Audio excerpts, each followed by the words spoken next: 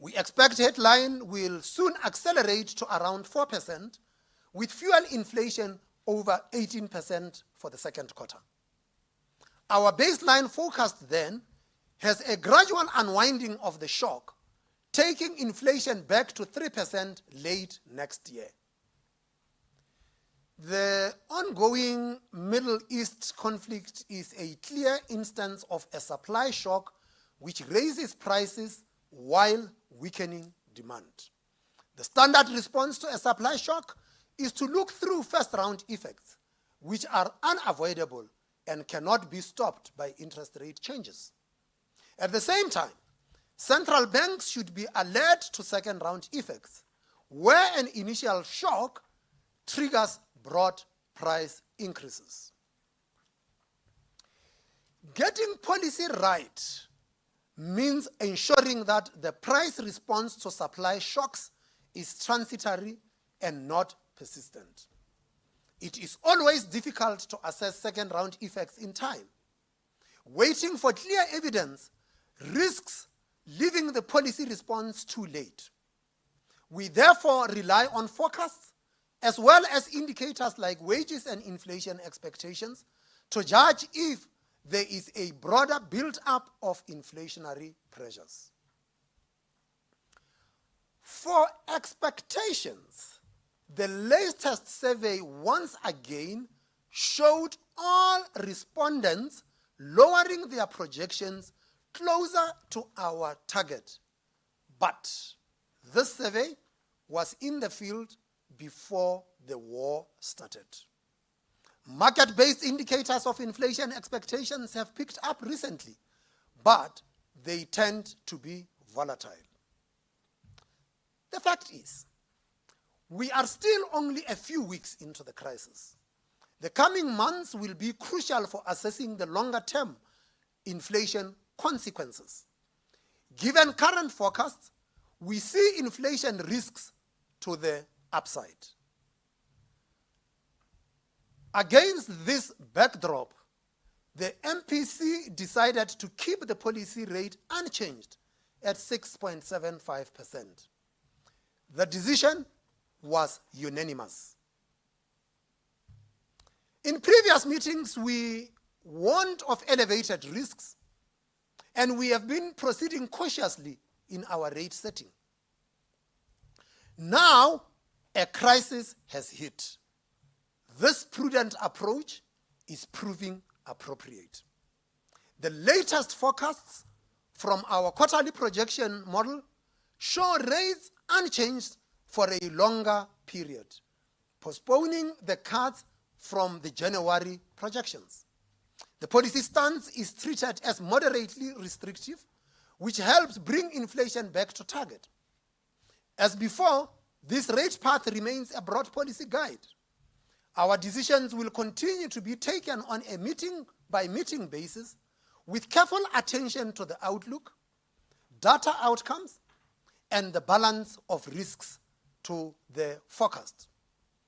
Given global uncertainty, it is useful to consider scenarios. For this meeting, we looked at two alternatives, both with more adverse assumptions than our baseline. The first scenario assumes that the conflict lasts another 2 months or so, with oil prices averaging nearly $100 per barrel for this period and the rand about 5% weaker against the dollar.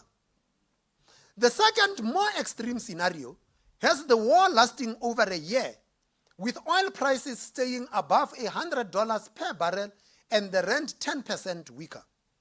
In both scenarios, inflation is higher, exceeding 4% in the first version and 5% in the second. Both call for higher interest rates this year, with one hike in the first scenario and several more in the other. Inflation then slows as oil prices start easing and the policy response takes effect. In the first scenario, we are back to target during 2027.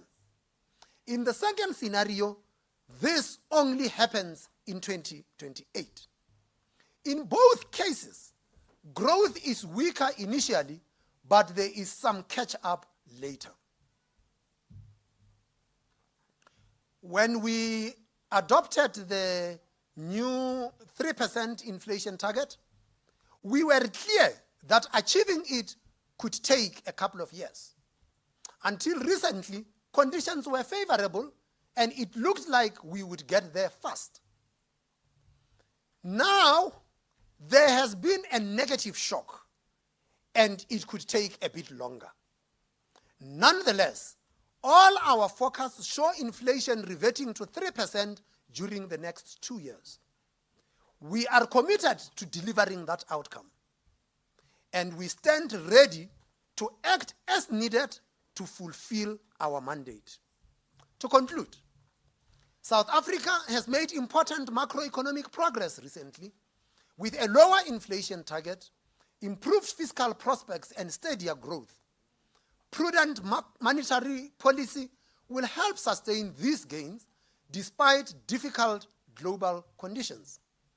Furthermore, support would come from reaching a prudent public debt level, lowering administered price inflation, and continuing structural reforms that raise potential growth.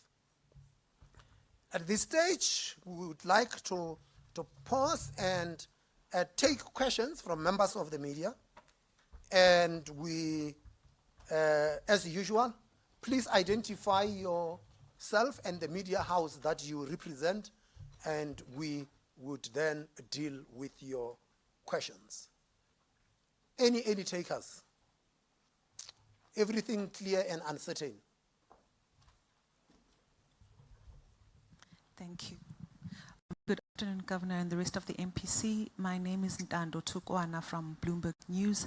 I've got a couple of questions, and the first one is that, Governor, you've previously said that South Africa doesn't have sufficient buffers to act against economic shocks, and given the scale of the one that we are seeing unfold at the moment, just how much policy tools do you have to deal with this shock, and what would those be?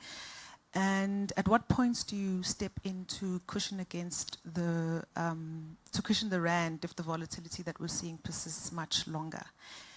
And then the last one, I'm just wondering what indicators will determine whether the current bout of inflationary pressures is going to be transitory, or whether they're going to be much longer lasting. Thanks very much.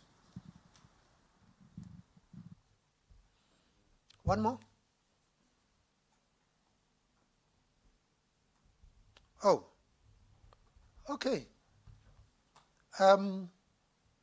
Thank you very much, Ntando. Yes, we had talked about buffers and South Africa building buffers.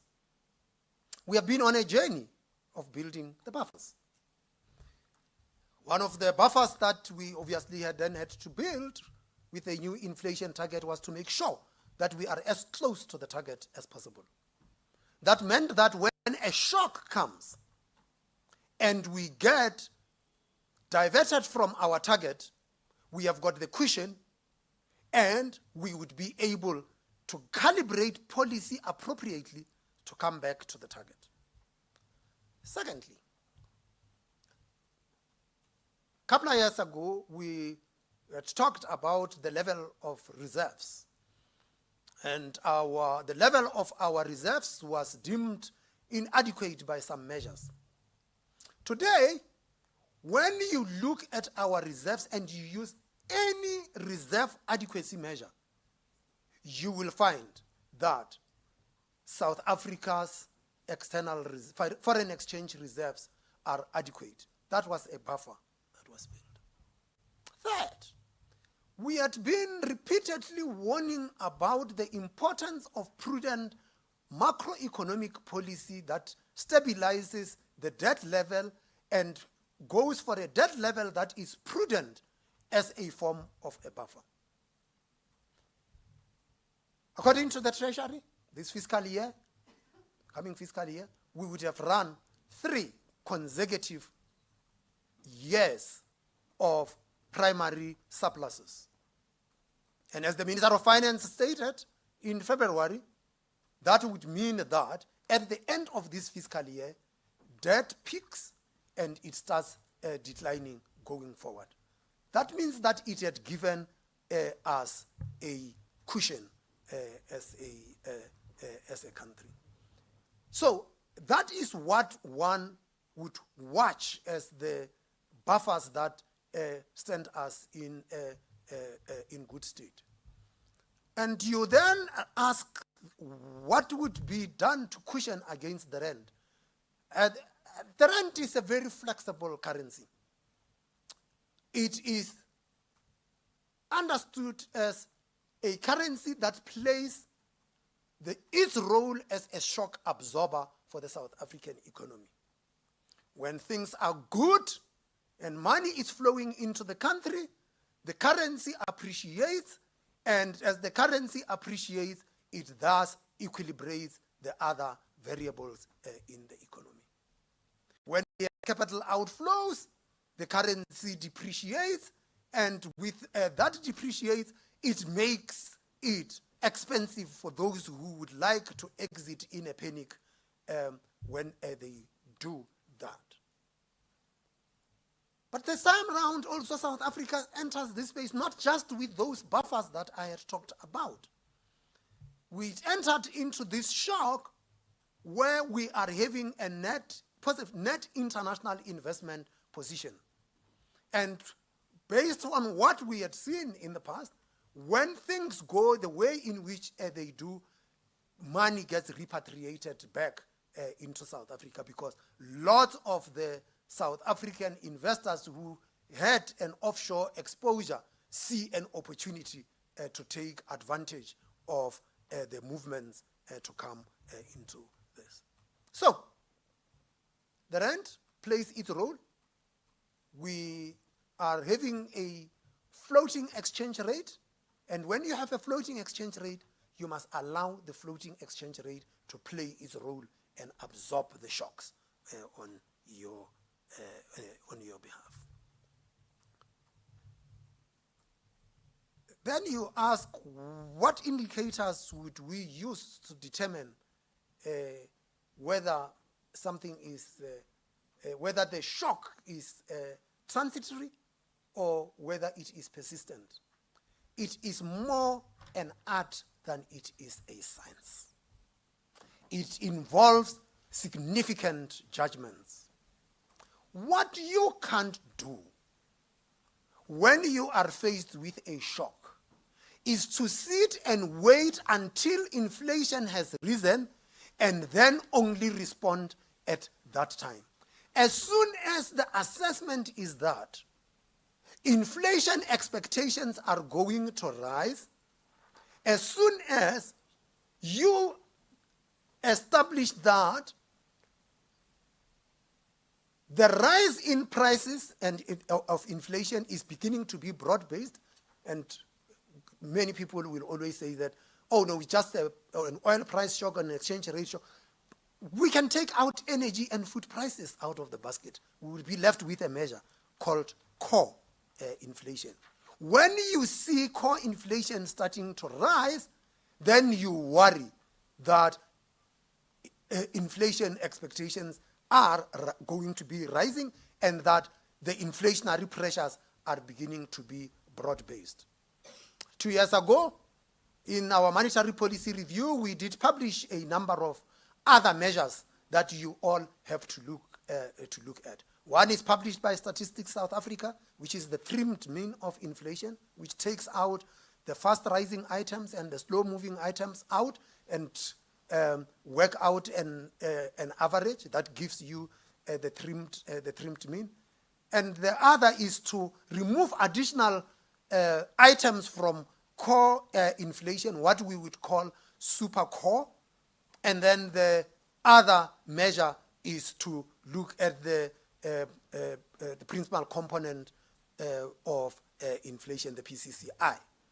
And so we have got to look at all of those.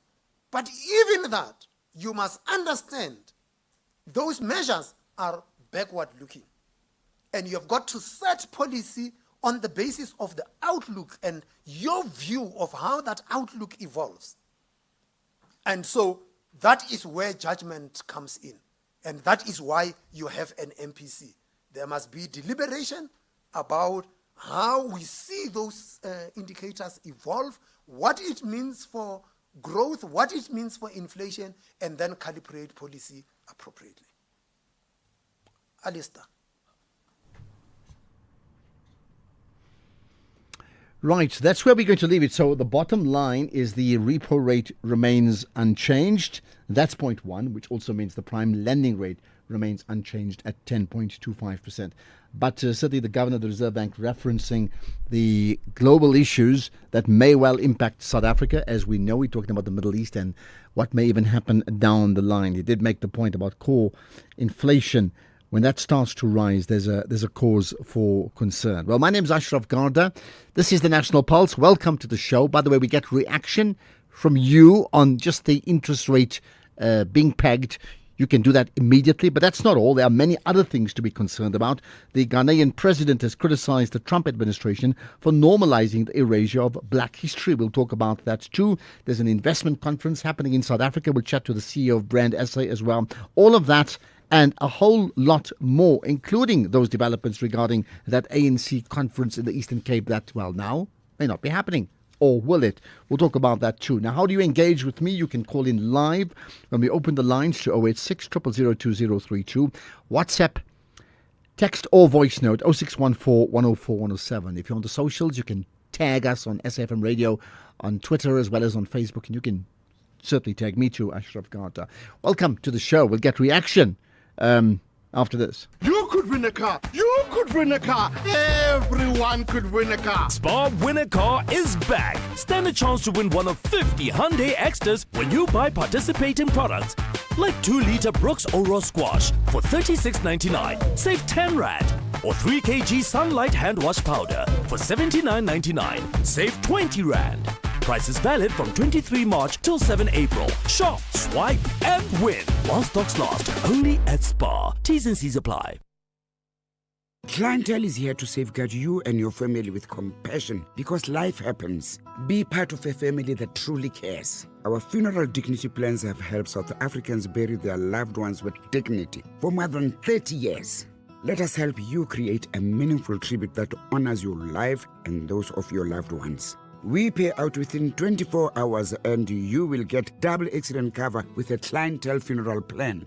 Our plans are affordable. Pick the option that suits your needs. Easy to apply, no medical examinations and no paperwork. SMS SAFM to 48031. That's 48031. Clientele Life is an authorized FSP and licensed life insurer. T's and C's online. Standard rates apply. With the ever-changing financial landscape, it can be difficult to make sense of all the moves at times. Join me, Jimmy Moyaha, on the SAFM Market Update with MoneyWeb, Mondays to Thursdays, 6 to 7 p.m, as we break down the key market trends, top financial stories, and smart investment insights, all in one place. It's everything you need to stay financially informed and ahead of the curve. You can become a victim of a legal problem, wrongful arrest, assault, uncontested divorce, rental disputes, maintenance matters, or labor problems. It can happen to you. Clientele Legal provides tough professional lawyers for an affordable monthly premium. Our legal team is standing by to assist you 24 hours a day. Join today. SMS SAFM to 32195. That's SAFM to 32195. Clientele General is an authorized FSP and licensed non-life insurer. T's and C's online. Standard rates apply. You're listening to the National Pulse. Right, let's get reaction here on the National Pulse. Reaction from you, but also reaction from the experts, right? With me now is the economist and managing director of ESG Analytics, and that's Sifiso Skenjana. I appreciate your time, Sifiso. Thanks for joining us.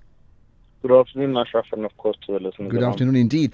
So, repo rate unchanged, and therefore prime lending rate unchanged. I would suppose that's less surprising. Perhaps it's more so what the Reserve Bank governor may have said that's important. So, I think it was broadly aligned with consensus or kind of the broad group of polled economists in terms of what they're expecting. But I think, there's a number of things that are worth noting there, Ashraf. I think the governor and the MPC, I think, are quite mischievous in their, in essence, doing statistical gymnastics at this point in time, because they talk about a trimmed inflation, they talk about core inflation, they talk about CPI, and all of these things, and then there are several other inflation measures. But yet, inflation is the primary tool that they use to model the price pathway. And so there's no way then you choose which measure is more interesting for you at a point in time when certain developments are taking place. And so it's either we're going to use CPI, or it's either we're going to use a trimmed inflation, etc. But as soon as we start getting quite colorful and we color outside of the lines as well in the way in which we use the inputs we put into the model, yet the model is not readily available for public scrutiny, I think for me becomes the issue, because ultimately we need to be able to get to a point of saying, how did you get to that decision? What assumptions did you post? If you use trimmed inflation, how did you model the thing going forward, even if it's backward looking? And so I think for me, one of the big takeouts is just the convenient usage of different inflation measurements to then ultimately articulate, in essence, what they're saying is a complex issue. Does that mean that you, in fact, are not convinced? Well, I'll tell you for free, right? So if we look at the inflation basket, we have spoken with the statistician general, Dr. Senga, and he has also agreed that there needs to be additional work that needs to go in revising that inflation basket. 24%, for example, of that inflation basket just goes into housing and rentals, which is not actually the true and lived inflation reality of ordinary citizens. If you then include transport and food, for example, a different weighting into that, all of a sudden your core inflation will probably drop down to about 2%, because our governor is saying that those are volatile measures of inflation. And so the other elements that in essence seem to be anchored elements of inflation would then give you the true sense of the pricing pressures in the country. But that doesn't actually then still help the issue around your choices, because your choices are not made on core inflation, they're made on CPI. And so that 3% that they're talking about, for example, as the inflation target, is not on core inflation. And so these are some of the things that we really need to start to, for me, really push back and think that when we are going to then go down the route of then being statisticians, then let's do statistics correctly. But at this point in time, I'm ill convinced that those quarterly projection models, what they often talk about as the QPM, is fit for purpose. And hence we've called for transparency in the QPM and say, show us what's in that, so that we can interrogate as people also who study those numbers on a regular basis, so that we can actually say that actually the choices that are made by the MPC numbers are sound and fair.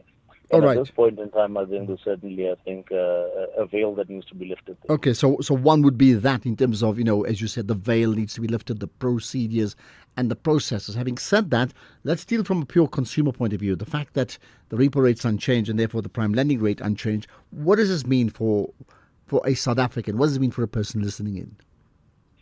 Well, from a consumer point, I think the risks to inflation are still on the upside, because oil prices contribute such a meaningful or such a large part of our consumer basket, and this is why I kept emphasizing the need for that adjustment of the basket. And so I think when we see what's happening in the Strait of Hormuz coming through in terms of the inflationary pressure, it's probably going to come in the April print. I think we're certainly going to, we've seen 7 Rand increases in petrol and diesel that are on the line. Those are all the pressures that are going to come into household expenditure. We heard from National Treasury that people have come back and double-dipped on their 2 parts as well, which shows, a stressed household environment as well. And so I think household expenditure is already under pressure. And any inflationary pressure just pushes through in terms of cost of job seek, cost of going to work, cost of goods consumed as well.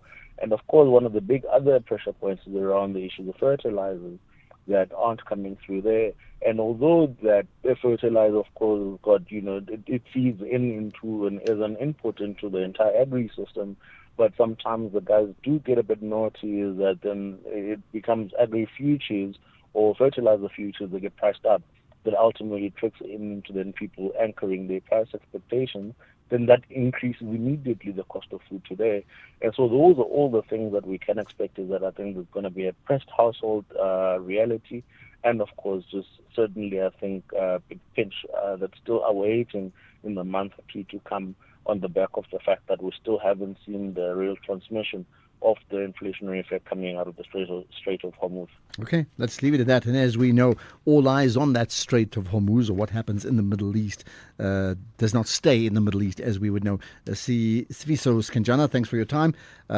Managing Director of ESG Analytics. There are lots to consider coming out of that. So, by the way, quick thoughts from you are most welcome. There's also news about South Africa's President Ramaphosa being, listen to the words, uninvited from G7.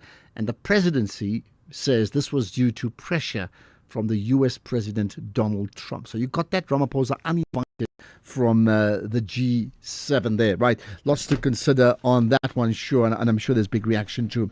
By the way, while we're at it, coming up on SAFM, the executive mayor of the Joe Klabe District Municipality joins us to unpack the 2026 debt write-off and incentive program. So find out how residents and businesses can benefit from interest and penalty write-offs, what conditions apply, and how this initiative supports sustainable service delivery across the district. With the program running until the 31st of December, to the end of the year, that is, right? This is your chance to understand how to get relief and stay compliant. Don't miss this important conversation right here on SAF. In fact, it happens on the show. Not quite now, just now. I'll tell you more about that. By the way, you know that we have podcasts of all the big interviews that we do, so go to the website, safm.coza, to catch that podcast, download it, debate it, listen again. Right now, 3:30, the news headlines with Ondela Mbana. Thank you, Ashraf. On the news headlines, Reserve Bank Governor Lesitsha Kganyago says the bank has decided to keep the repo rate steady at 6.75% amid steeply rising oil prices. This means that the prime lending rate remains at 10.25%. The DA has called for an urgent 50% cut to fuel levies, warning of several financial pressure on households as fuel prices are expected to surge. And the African Union has thrown its weight behind the adoption by the UN General Assembly resolution led by Ghana, which recognizes the transatlantic slave trade as a crime against humanity. A full update follows at the top of the hour. SAFM, guiding you through the rush hour traffic.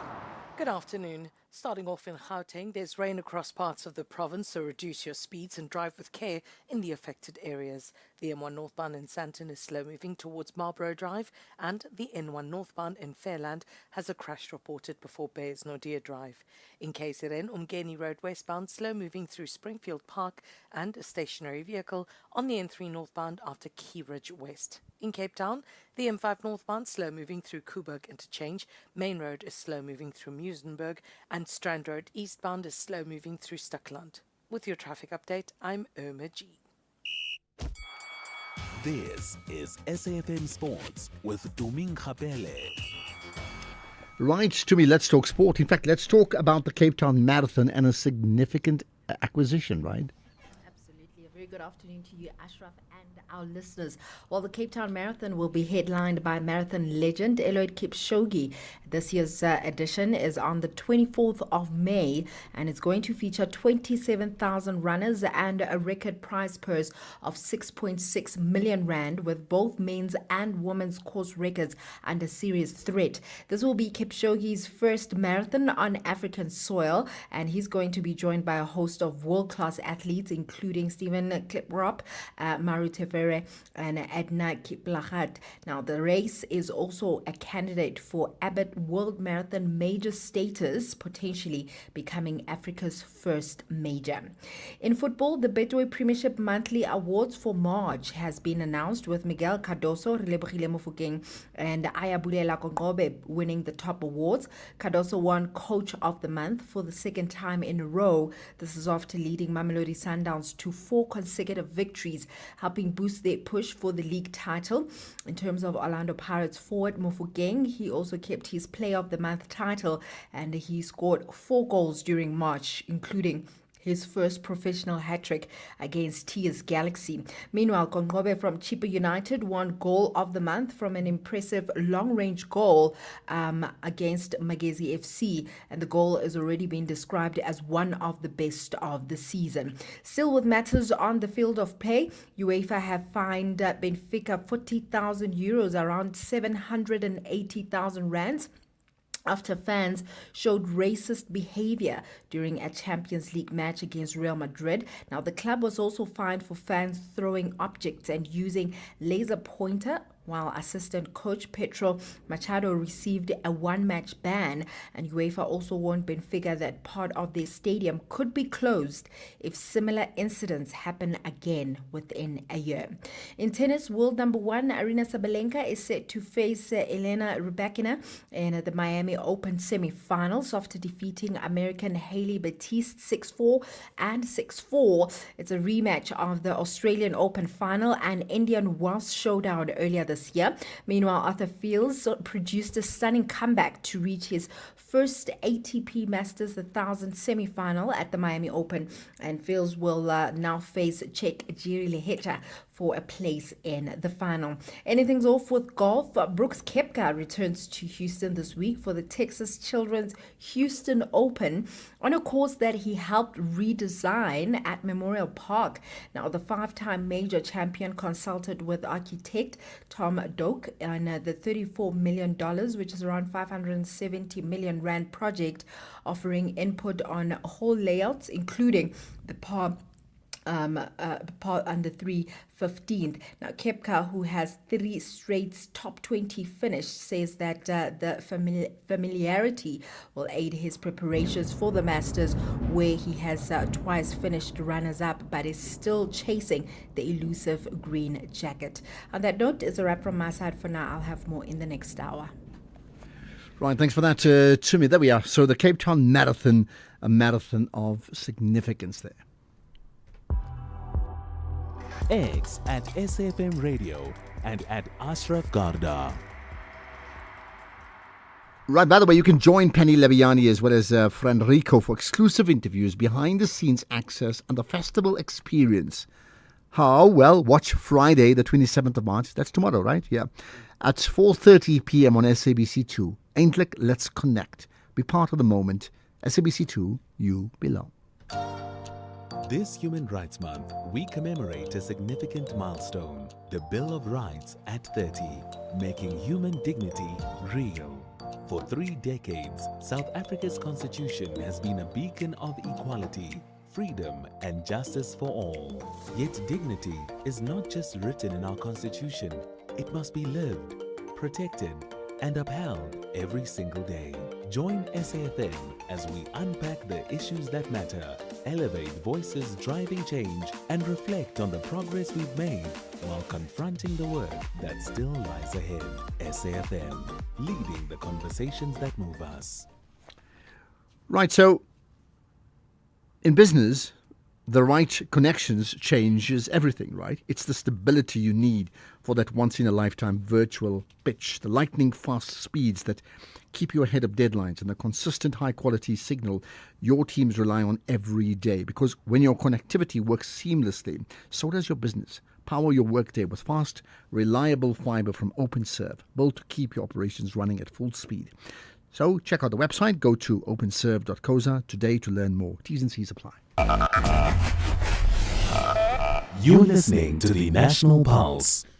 Right, there's some drama certainly in the USA on a couple of fronts. One, of course, the UN resolution that links to a large degree around the issues of slavery and mainly people from the African continent at one stage being transported to the USA, and the levels of impoverishment they faced and prosecution, and the resolution talks about just that in terms of global support to say that was completely unacceptable. So that happened overnight, right? That was yesterday. The UN resolution in fact, specifically declaring the transatlantic slave trade in Africa the gravest crime against humanity. So that's the one thing, right? Now, linked to all of that is the comments from the Ghanaian President John Mahama, who's criticized the Trump administration for normalizing the erasure of black history. What exactly does he mean? Let's find out about that with Professor Pitika Ntuli, who's a cultural analyst, of course. Prof. Ntuli, appreciate your time as always on the National Pulse. Thank you, very much. What is happening is almost kind of very traumatic. The slave trade, the number of people that drowned in the Atlantic, and what happened in there. The concern with the people, of course, is reparation, acceptance that the wrong has been done. And if the United Nations said the wrong has been done, then it is now upon the states that are members of the United Nations to act upon that there should be no erasure of a history. Instead, the history has got to be revealed for those that are to come to see the way to avoid repeating the same mistakes that were done by their forebears. So has history, in this case here, been erased? History has been erased. Wherever colonialism has been, there, history, particularly of black people, has been trivialized, criminalized, turned into superstition. This has been the whole of the colonial thing. That's what the empire had actually set out to do. So we are now revisiting the very foundations of that very thing, where we are going to have states like America, today, supposed to be the biggest state. Yes, so much anti-black, people, anti-non-European whites from South America, and so on. So some of these traumatic things that we as humanity are facing, and we need to do something about it. Yeah. I mean, when the Ghanaian president, John Mahama, in talking about criticizing the US or the Trump administration for normalizing the erasure of black history, I gather he gave some examples of that, right? What were they? I didn't grasp that. When he talked about normalizing, what examples did he give about erasure, particularly in schools? I mean the issues of people's languages, the people's cultures, the people's histories, to be put into the very curriculum of the very country that had created them. How would you then turn that around? Because, I mean, the argument has been the removal of black history courses, that is, from schools, the ban on books that talks about slavery and racism. So if it's already been normalized by being removed, how do you see the process being reversed?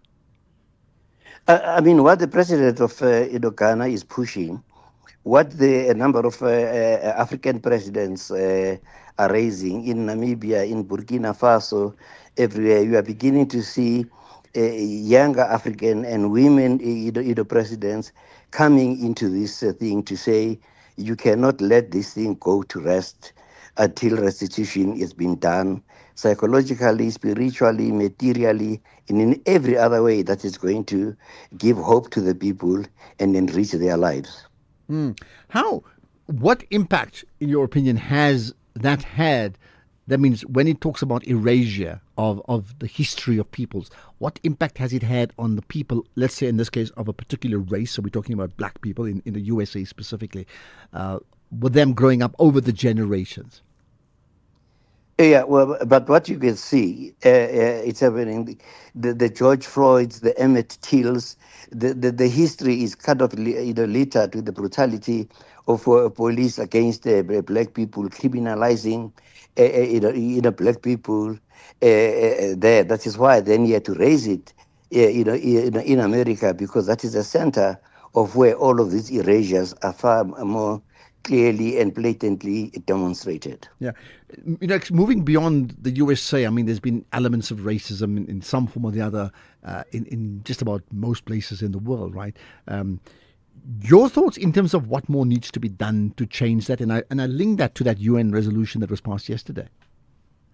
I mean, for me, I'm wondering as to whether what is the AU doing or saying what is the AU statement? They need to come up with a statement as to what they are going to do. What are they going to ask their members, to do in order to rectify these abominable acts? But you think that's likely to happen? It is. I didn't think that in Burkina Faso we'll have somebody like that. In Namibia, somebody like that. In Ghana, somebody like that. Africans are now rising, gradually and so on. It is then for the regional things. What is SADC doing? What is ECOWAS doing? All of these regional groups need to come actually together and address this issue. They cannot let it just ride away and fly away. Yeah. Why do you think they've been, I wouldn't even say tardy, but like almost apathetic to the pressing changes around the world and the need to assert themselves? Is it a case of they don't care, or in fact they're unable to, keeping in mind, I mean, as I talk to you, Ramaphosa has been disinvited from the G7, apparently on the instructions or pressure from the US President Donald Trump. And that just gives you a sense of, how international lobby groups and countries can put pressure on people. Is that not the case, that so many African countries are, inverted commas, subservient to their masters in that sense, and therefore they're not going to rock the boat? I think in this particular case, we have got to thank and congratulate our president for the international stance he has done, from the ICJ, from the statements on Iran, on a number of other things. But what we should always remember here, Ashraf, is that we were colonized and we decolonized. What remained was coloniality, which is a state of mind of oppression that stays in the people that read. And also, it is very clear that the leaders that we actually have are not in control of themselves. They are in control of cabals, of power, money making, people. Much as they might want to do something, then they are in danger. And also remember that when President Ramaphosa made his very firm stand admirably against America in the question of the G20, he threatened directly the ANC leadership. What does that mean to do?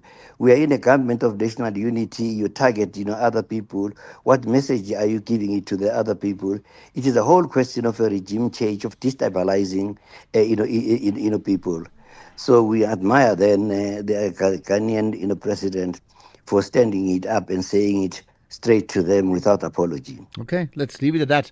Thought-provoking indeed. Professor Pitika Ntuli was a cultural analyst referring to that call from the Ghanaian president, President Mahama, who's criticized the Trump administration for normalizing what? The erasure of black history. This is the National Pulse. You're listening to the National Pulse.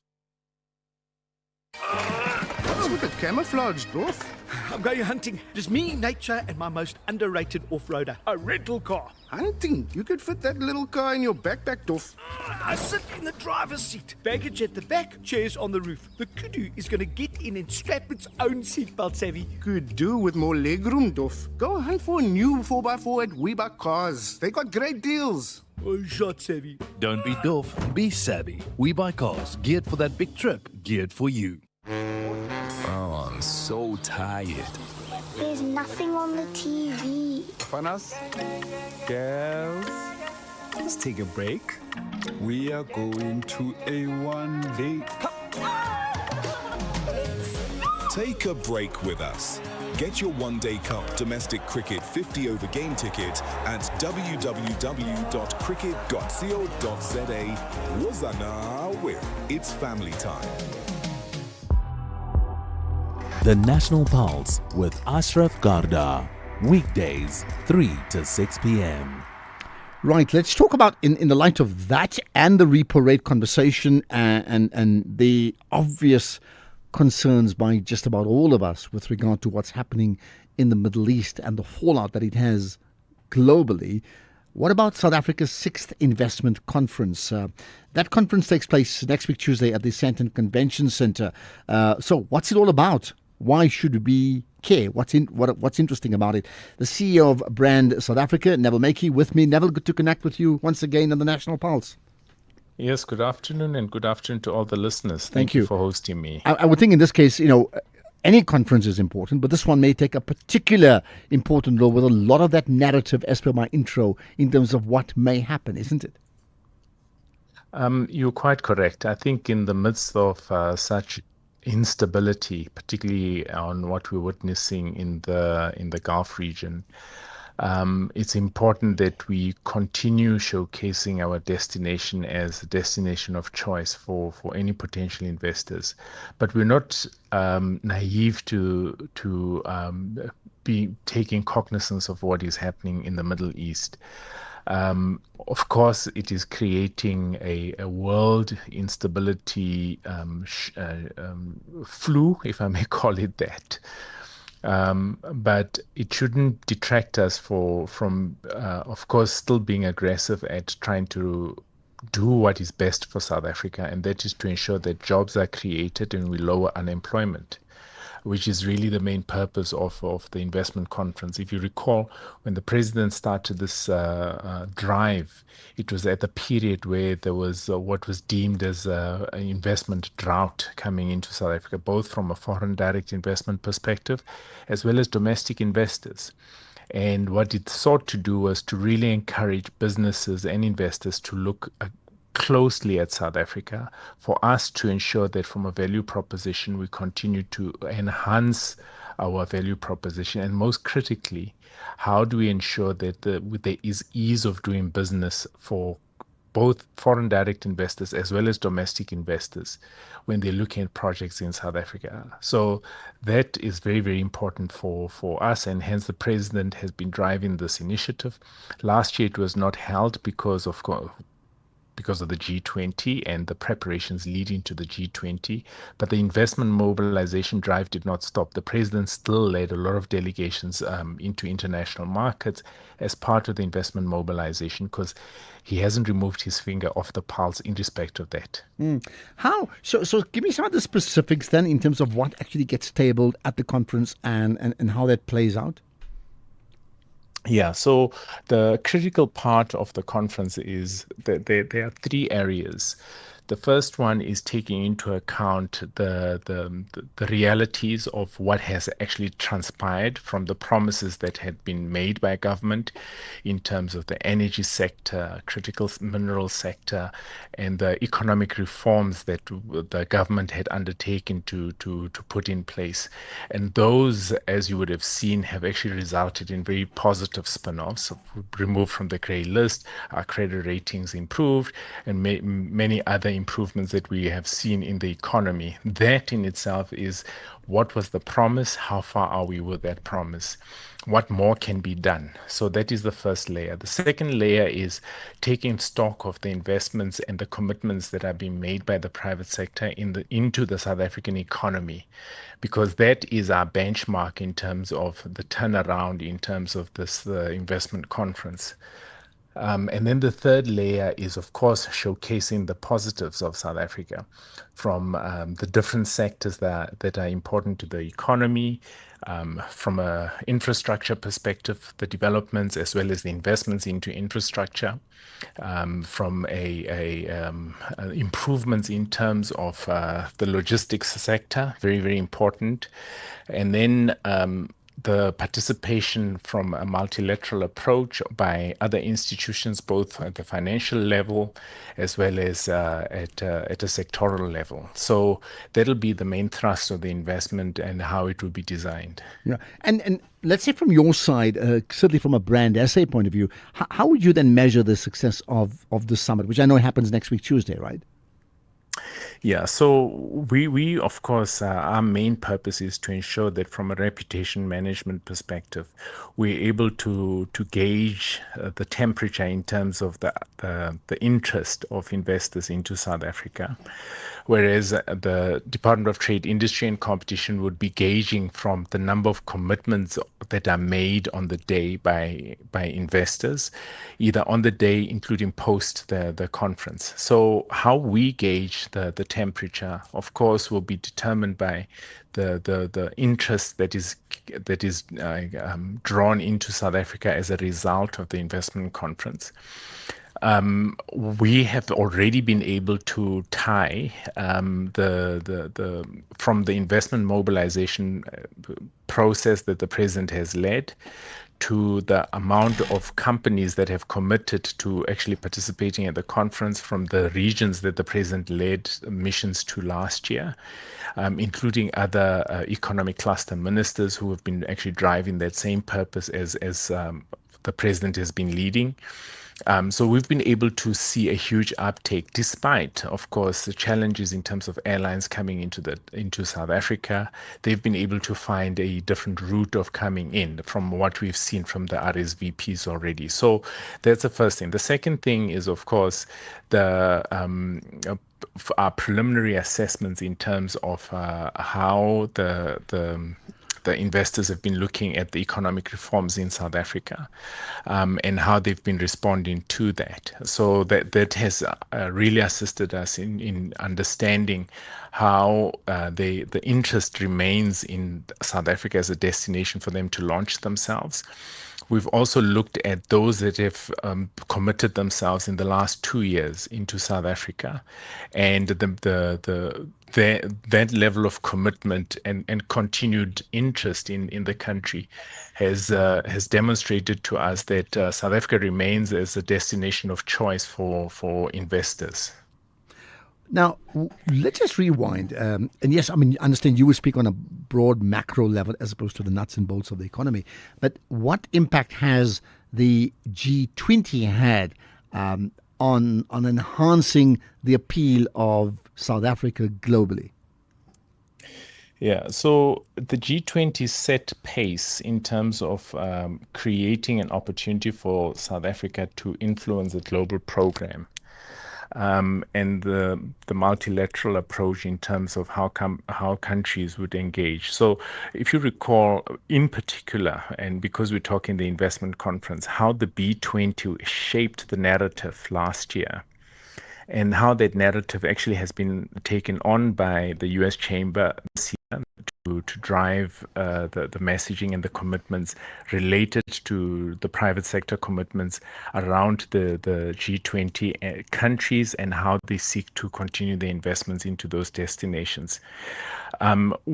This year, I mean, there's always a big question. We're not participating in the US this year because of the decision we've taken.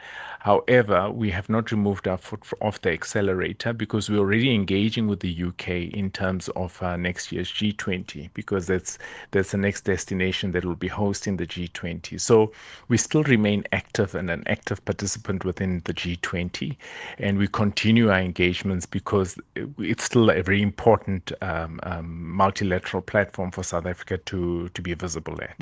I mean, you know, the world is so fluid. Things change by the minute. As we talk to you, there's breaking news that, in fact, South Africa, or Ramaphosa specifically, the president, has been uninvited from the G7, essentially on the request of President Trump, who apparently, according to the presidency, suggested that he will not attend if Ramaphosa attends.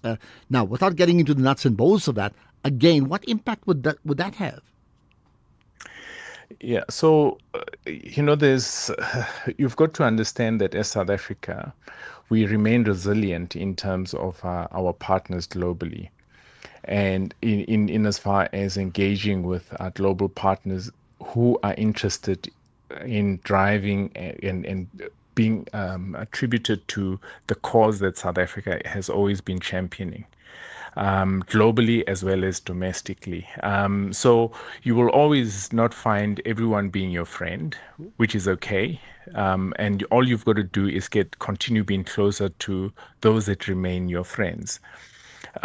So it is how it would move globally in terms of that market. However, from an official perspective, I think, of course, the presidency and the Department of International Relations will be best placed to respond directly to your question in respect to that. But all I can say is we haven't shied away from, of course, engaging with our partners globally, even those that tend to become abrasive to us. We still remain steadfast in engaging them, because it's always important for us to remember that over and above the country level is also the investor level, and the investors are always keen to continue driving the investments and remaining committed to destinations where they know they can have a return on their investment. Good point. I mean, so I understand 600 billion rands in investment commitments secured already for this year. So going into the summit and maybe coming out of it, what would be like the end goal for the year?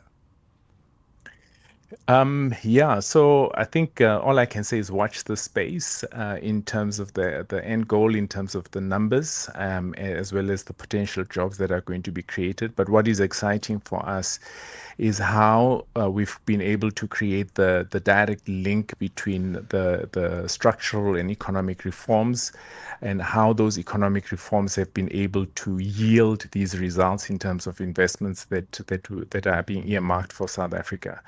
That is very, very positive for us. And the second part is the huge interest that remains in South Africa as a destination of choice for investors. And the third most critical area is the fact that South Africa remains the springboard into going into Africa. So a lot of companies are steadfast in establishing their operations in South Africa and using South Africa as a base to get into the rest of the continent. Okay, let's leave it at that. Maybe I'll pop in on Tuesday if I can. It certainly looks fascinating indeed. The CEO of Brand South Africa. If I don't meet you there, we're bound to meet each other shopping. As you know, we keep the economy ticking. And we certainly do that. Thanks, Ashraf. See you on Tuesday. Much appreciate your time. There we are.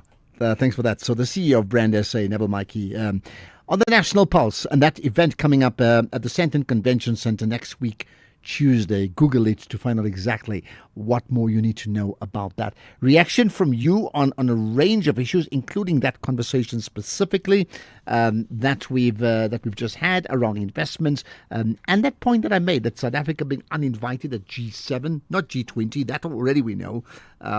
Essentially on the behest of Trump, who's suggesting that he won't pitch if Ramaphosa goes. So there we are. Quick one as we get to the news. Madora saying to me the Ghanaians does not state which African cultures were destroyed by the West. As Africans themselves, they go and study in America. I wonder. Okay, hold that thought. We'll chat to the Auditor General on the other side of the news at 4. Right now, here's Ondela Mbana, 4 o'clock.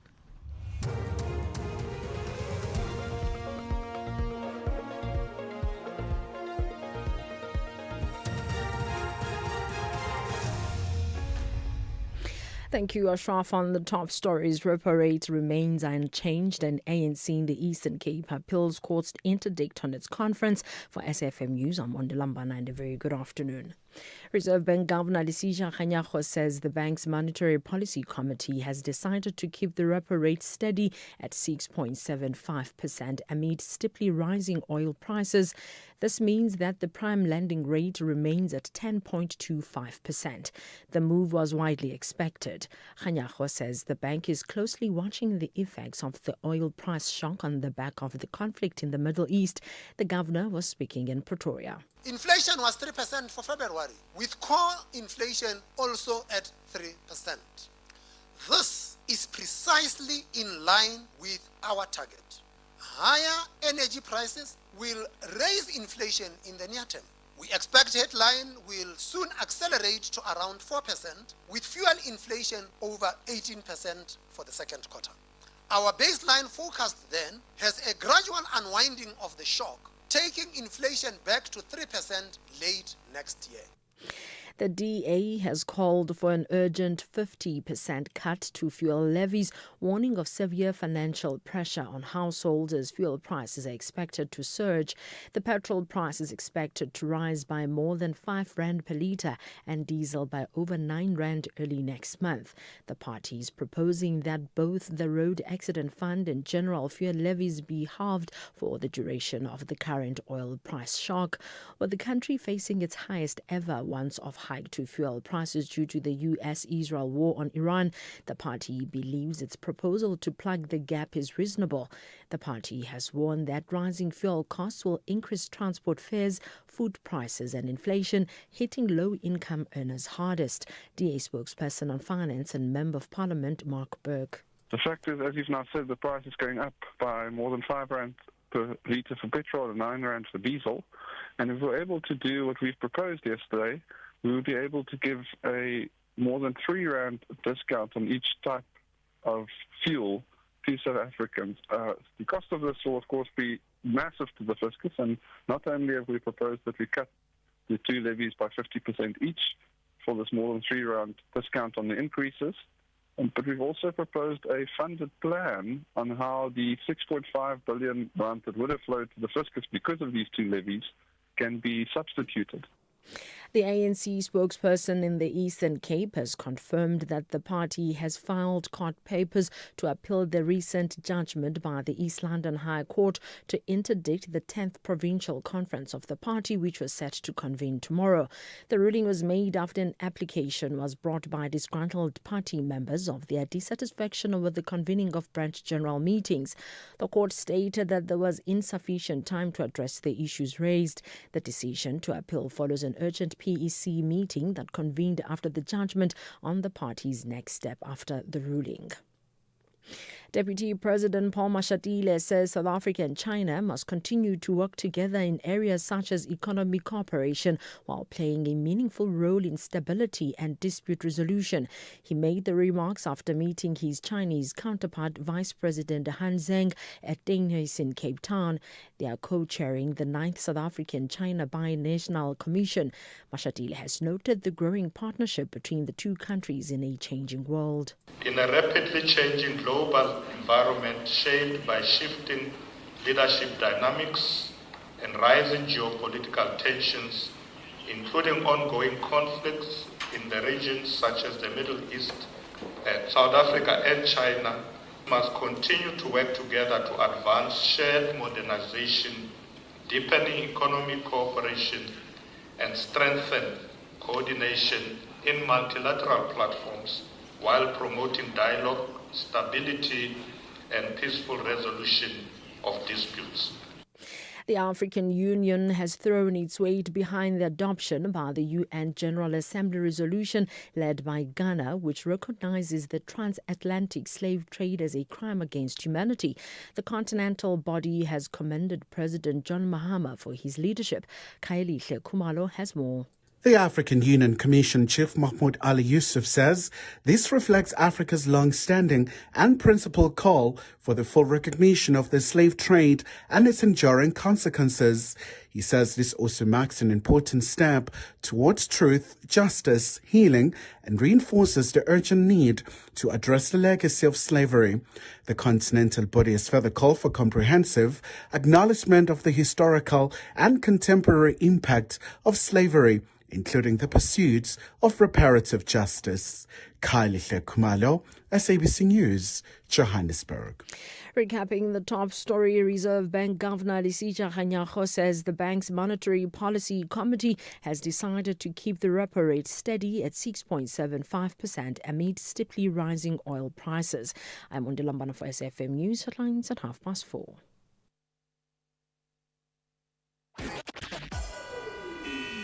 SAFM, guiding you through the rush hour traffic.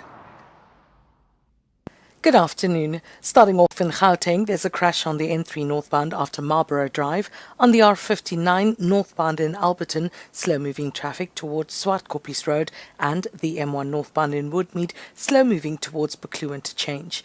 In KZN, there's a crash on the N3 southbound at Camperdown Interchange. In Cape Town, the N1 outbound slow-moving towards the M5 Coburg Interchange, the N2 outbound slow-moving towards Bunga Avenue, and Main Road slow-moving through Wynberg. With your traffic update, I'm Irma G.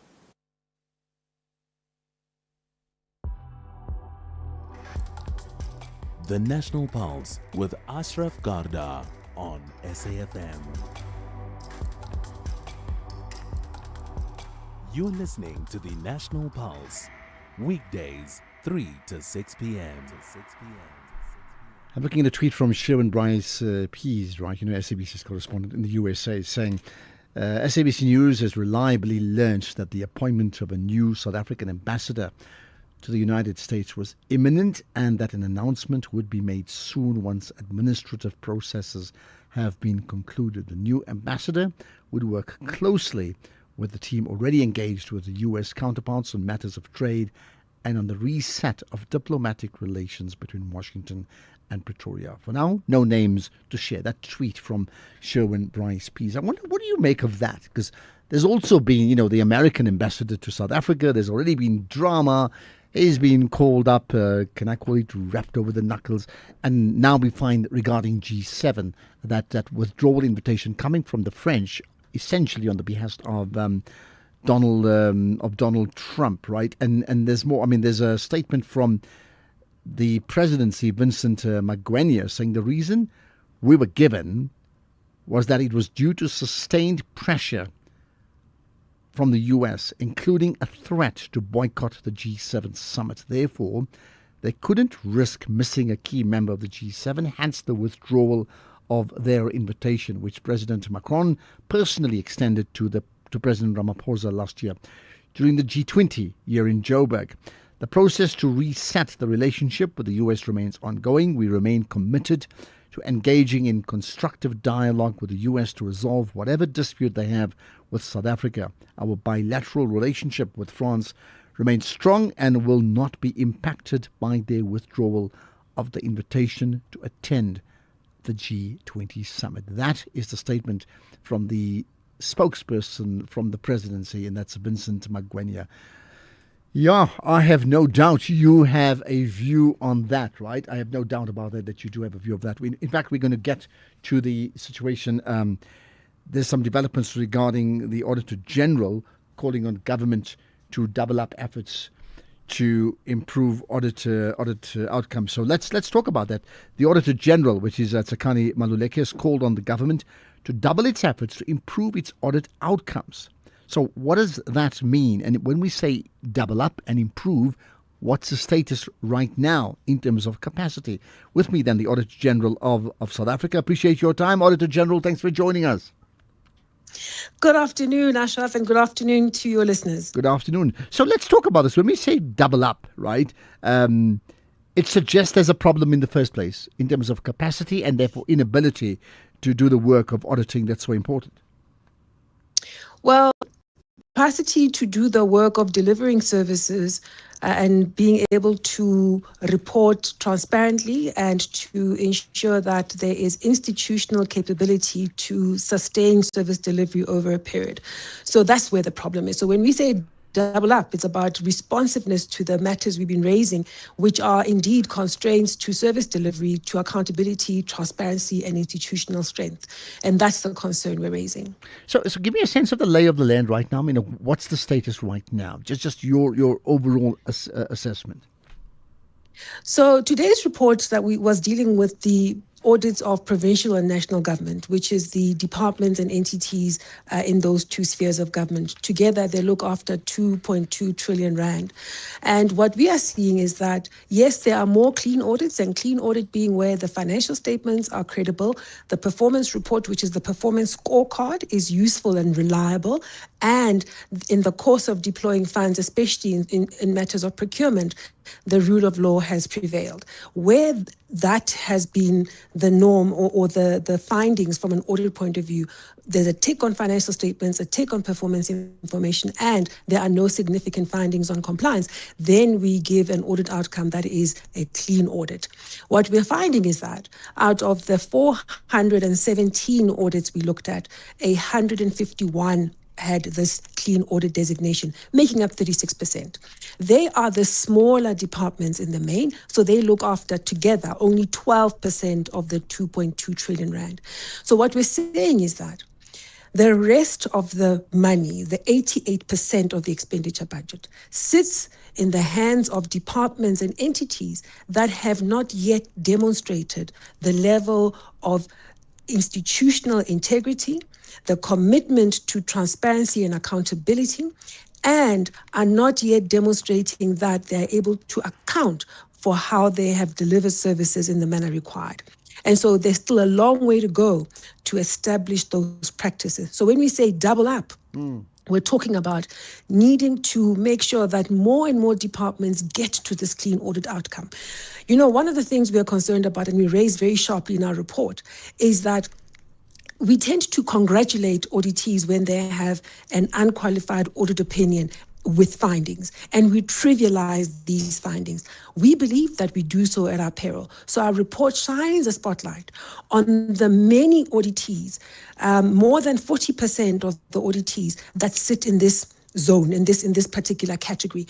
What they do is they don't really manage the finances well during the year, and then they submit financial statements. We find errors through the audit process, and then they fix them. So they publish credible financial statements. That's one take. But underneath the bonnet remain major problems of financial management discipline, major problems of planning for performance and monitoring and reporting on it, and on a normal basis, procurement processes are followed that do not apply the rule of law, in that the prescripts that should apply to procurement are not observed. So we are saying that in this category, where many auditees have stayed complacently so for far too long, we need to start having a very different conversation as South Africans that highlights that if we are to build a state that is characterized by capability, by ethical conduct, and one that is developmental in that it is performing,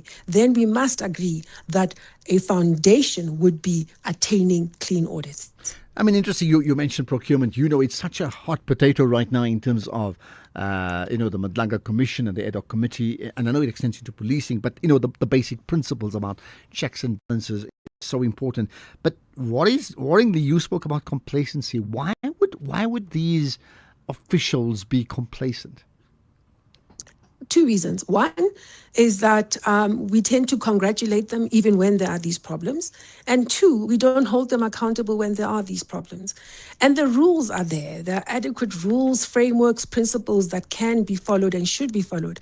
They simply are flouted and no one is held accountable. So the culture becomes where the non-compliance and the transgression from policies and the poor performance becomes more and more tolerated. And what that does is it creates vulnerability, especially on procurement, vulnerability that can then be exploited by people who seek to fleece public funds. Well, that is very, very worrisome, because, what you're saying is celebrating mediocrity. Just participating is enough in sporting terms. You don't have to actually win anything or be placed very highly. So how then do you expect, in terms of your call, right, to improve audit outcomes, how do you expect that to turn around? That means who needs to pick up the baton? First of all, we're saying that the political leadership, especially those in the executive, must set a different tone. They must insist that the accounting officers, who are the heads of administration, the heads of departments, do their work in compliance with the law. So they set the tone, they appoint people of competence, and they give them space to do their work without interference, and then they hold them accountable. If they do that, you're going to start seeing accounting officers show up in terms of delivering on their own responsibilities as given in the law. When we talk about a lack of consequence management, it's because accounting officers are failing to follow the framework that says when there is a non-compliance, you do the following. And what do? You investigate. You train your staff if that's the problem. You fix controls if that's the problem. You cancel contracts where you've identified there was fraud and that you're losing money for the state. You go after money that you may have lost. But importantly, if there is fraud or instances of criminality or suspected criminality, report it to law enforcement. That's how you deal with the matters that we're raising. And unfortunately, in too many instances, that simply does not happen. It may well be that accounting officers are not given the authority to do what they need to do, or they're not being held accountable for doing what they're supposed to do. And that we place as the responsibility of the executive authority. That is now the minister, the MEC, who must oversee and supervise that accounting officer. Okay, fascinating conundrum. Either too much authority or too little, something in between, and that's problematic. Indeed, is what we're talking about. Well, just lastly, what would you like to see happening next as a point of urgency? Urgently, I would like to see MECs and ministers across the system adopt this tone that says we will attain clean audits. You know, if you are in this category of unqualified with findings on your way to a clean audit, that's one thing. But if you've been in this category for 10 years or 5 years, that's complacency. And I believe that executive authorities need to insist on that. And next would be Parliament and the legislatures and provinces. They need to insist on that as well. They need to be saying to accounting officers, show us how you are tending to prior year audit findings, show us how you are building the capability you need, show us how you are responding to the service delivery risks that have been raised, and show us how you are using the AG's report to consistently build institutional strength and integrity. Well, I tell you what, your points that have been made in terms of not just your request, but your passion and commitment to wanting to get it right is a classic example of just championing the causes that we need, and we need that big time. So much appreciated, and hopefully that will translate into action very, very quickly. So appreciate your time, Auditor General Tsakani Maluleke. Thank you for your time today on the National Pulse. This is Dula Sizwe Simelane on the Morning Brief. What's the best answer of the solve for load reduction? The reason why we're doing load reduction is that at a local level, where we've got a transformer serving, let's say, 10,000 people, that transformer has been designed to serve 10,000 people. Then you have illegal connections. That transformer is no longer serving 10,000, serving 50,000 people. To protect that transformer from exploding, because of all of these people connecting to it at the same time, you then do load reduction to protect the infrastructure. The issue is illegal connections. Teto Nyati, chairperson of the ESCOM board. Big stories of the day on the Morning Brief. Ashraf Garda is streaming live now on Facebook, YouTube, and X at SAFM Radio. You're listening to the National Pulse. Right, so listen, how are you going to respond to that? Really interesting thoughts around auditing, and I thought the call around proper governance, I think it was made emphatically. So when we talk to the massive audience that listens to us talking, following the goings on at the Madlanga Commission and the ad hoc committee, it may be other things, but the principles are the same. This is a classic example from the Auditor General's office, like saying, hey, we need to get our act in order, and we need to absolutely get it fast, and we can't celebrate mediocrity. We can't celebrate things just for participation. Not acceptable, right? Okay, let's pick up on another issue. So we touched on this yesterday, and the case brought by some ANC members in the Eastern Cape to attempt to stop the provincial conference of the party itself, right? So remember, proceedings were still on in the East London High Court. That was yesterday, but there's been a development on that. Let's find out more about it with the ANC member in the Eastern Cape, and that's Lwazi Rotia. I appreciate your time. You're live on the National Pulse. Thanks for being given an opportunity to talk to your listeners. Thank you. We've been to court. It was a marathon session yesterday where both sides presented their arguments. Ours was to seek relief with regards to the convening of an irregular provincial conference of the Eastern Cape. Issues that were raising were a verification report that was issued, a final verification report, which was issued on Friday last week, and also a proclamation thereafter that details and a directive that tells us that the registration will begin on Wednesday, which was yesterday, for a conference that was to sit on a Friday. Now, what we're raising was that there were some irregularities concerning that verification report, which we were told that it was final. The second issue was that internal dispute resolution mechanisms had not yet been concluded, and therefore that there is no way that the Eastern Cape is ready to hold its conference.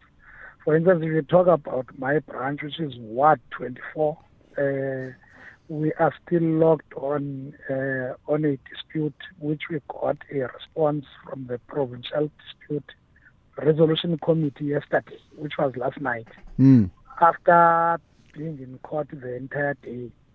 And that gives us 48 hours to appeal to the next board, which is the National Dispute Resolution Committee, of which if we are not satisfied with that outcome as well, we need to wait for another 48 hours to go to, or within 48 hours, to go to the National Dispute Resolution Committee of Appeals, where there will be a final arbiter on our matter.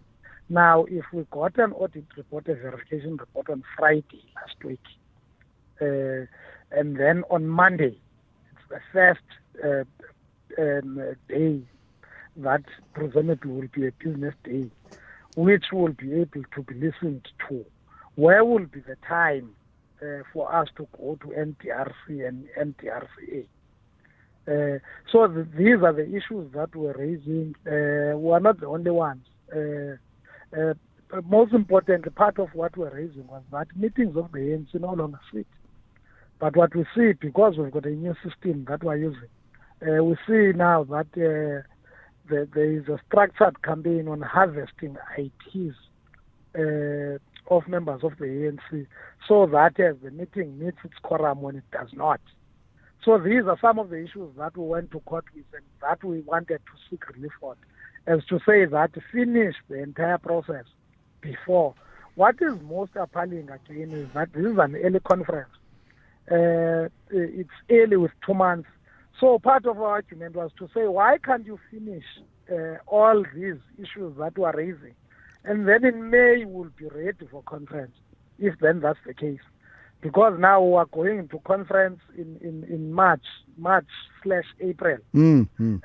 While, because it's premature, because we have not yet dealt with all, because then the total number of complaints submitted in the Eastern Cape was 99 branches that gone through that process.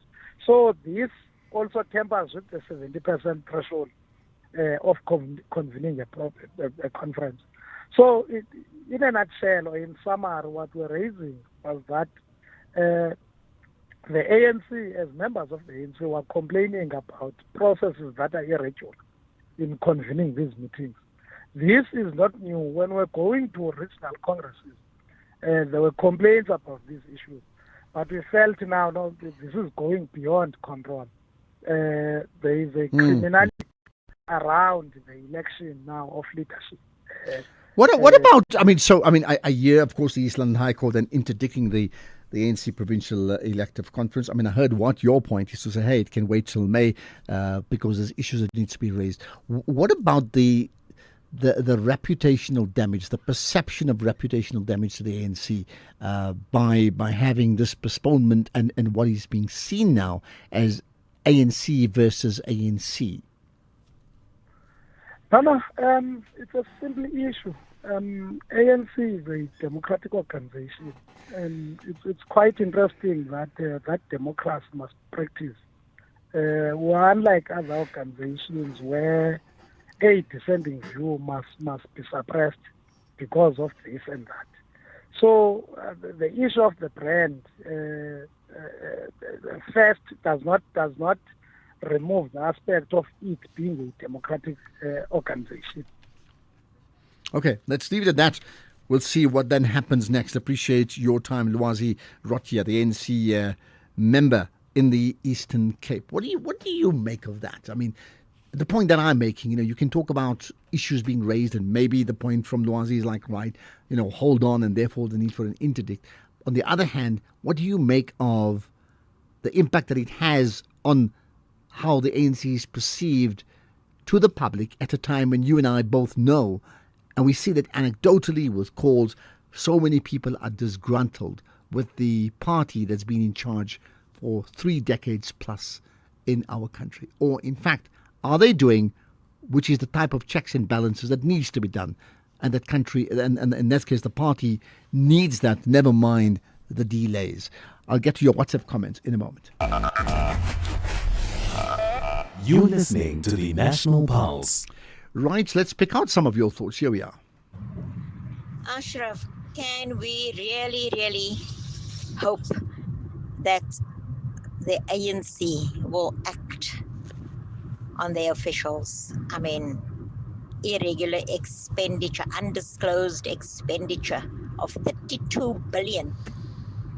We've never seen the ANC act because the municipalities are their cash cows. So don't get our hopes up, please. Teresa. But when you say we've never seen them act, I mean, that's been a bit of a sweeping statement, don't you think so? We've never seen them act? That's not true.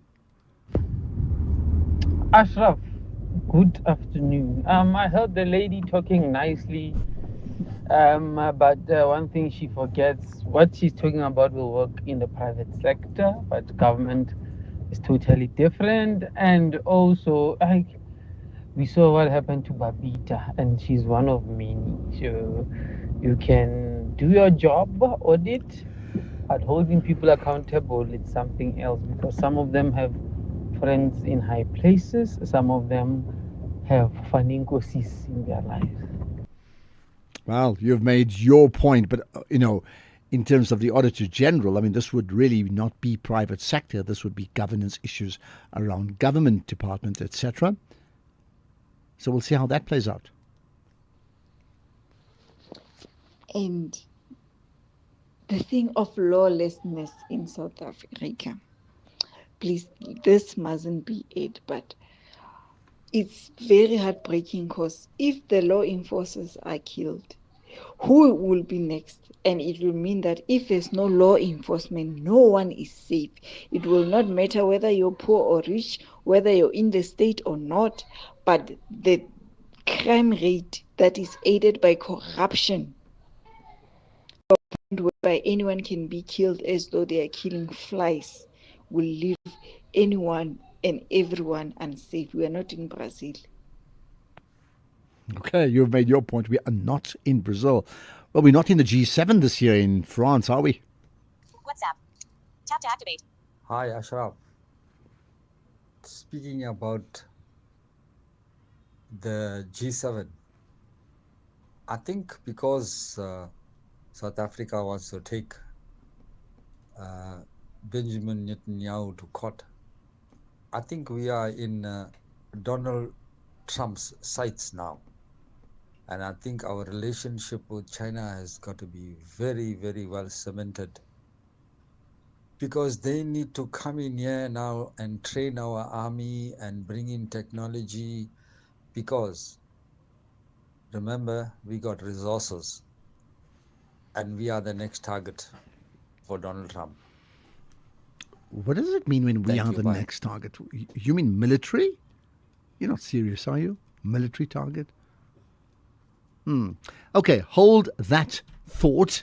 There's more to come here on the National Pulse. So great that you are connected. Really appreciate the support. 4:30 news headlines. Here's Zondela. Thank you, Ashraf. On the news headlines, President Cyril Ramaphosa has been disinvited from attending the G7 summit in France in June due to objections from U.S. President Donald Trump. The DA has called for an urgent 50% cut to fuel levies, warning of severe financial pressure on households as fuel prices are expected to surge.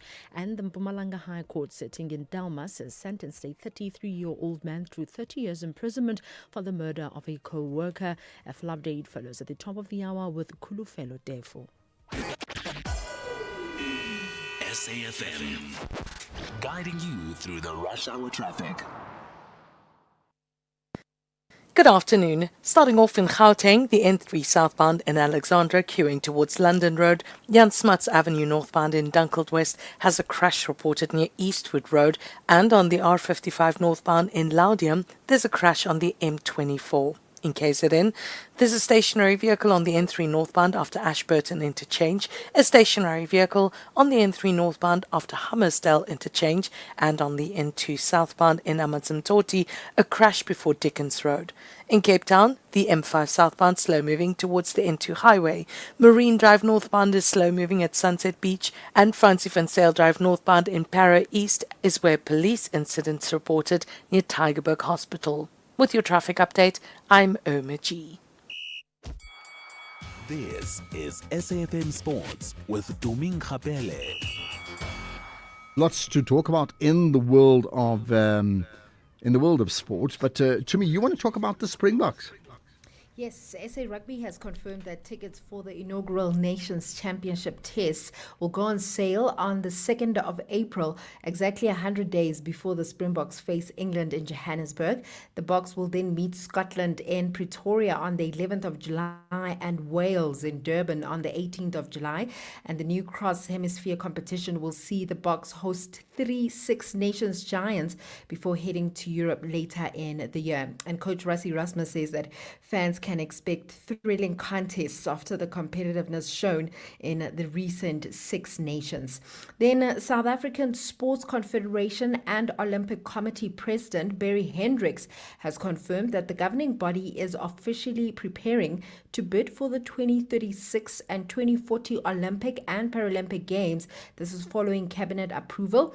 In a bold and collaborative approach, Cape Town, Johannesburg and Durban are expected to share hosting duties in what could become Africa's first Olympic Games.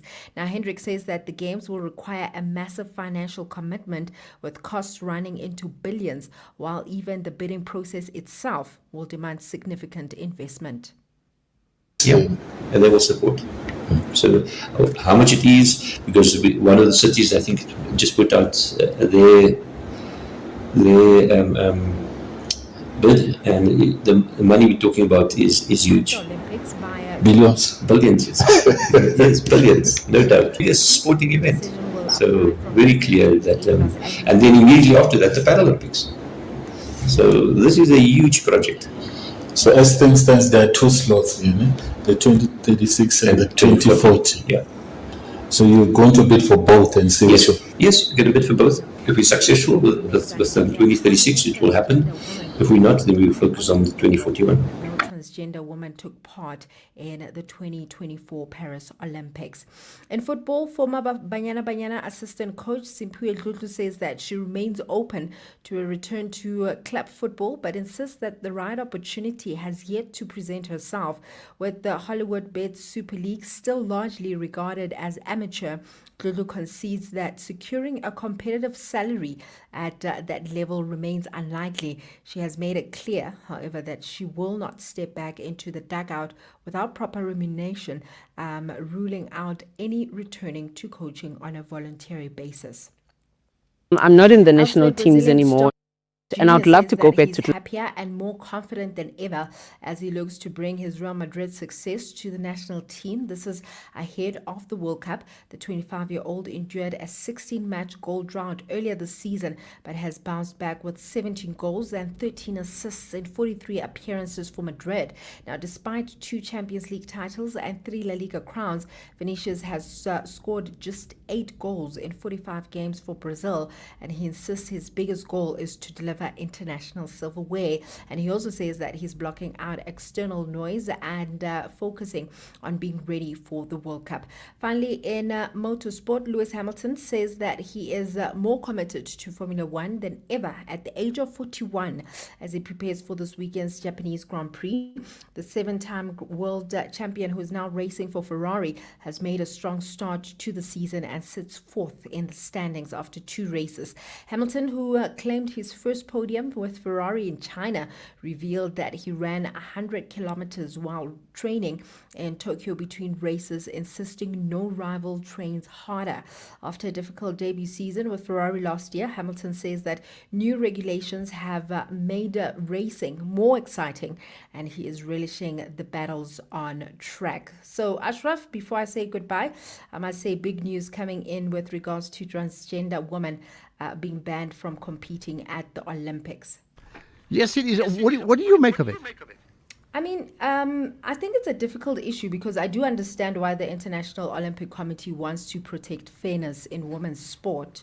But I think I have the other side where I feel for transgender athletes who want to compete? Are they going to have solutions for them? Because obviously there's a whole situation with inclusion. But I do also understand that there's a 10-page policy document which also restricts female athletes such as Caster Semenya with medical conditions known as differences in sex development.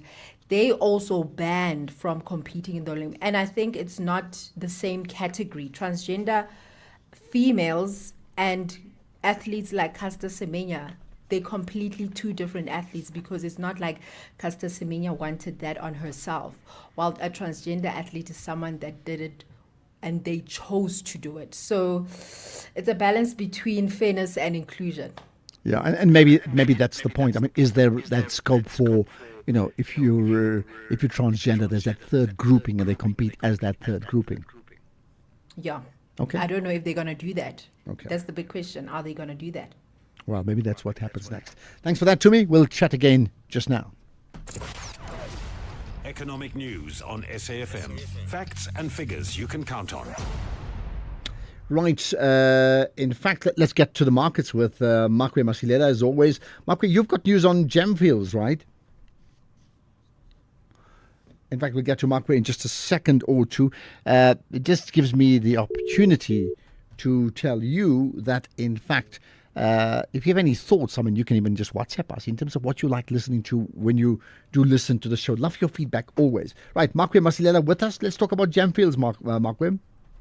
Yes, Ashraf, their final results, annual results, total revenue down 32%, reflecting a disrupted emerald market and a reduction in the recovered premium ruby grade, and also illegal mining encroachment. Operating costs down 17% as a result of strengthened cost control measures. Balance sheet was strengthened by the sale of one of their assets for $50 million, and their adjusted headline loss per share improved by 27%, still making losses. Share price was down almost 22%. And Ashraf, market participants remain on the edge as US and Iran are giving conflicting comments about a ceasefire. That is, uncertainty about the peace deal is squarely back on our radar screens, and prospects of a ceasefire will help to reduce bets when it comes to global interest rate hikes.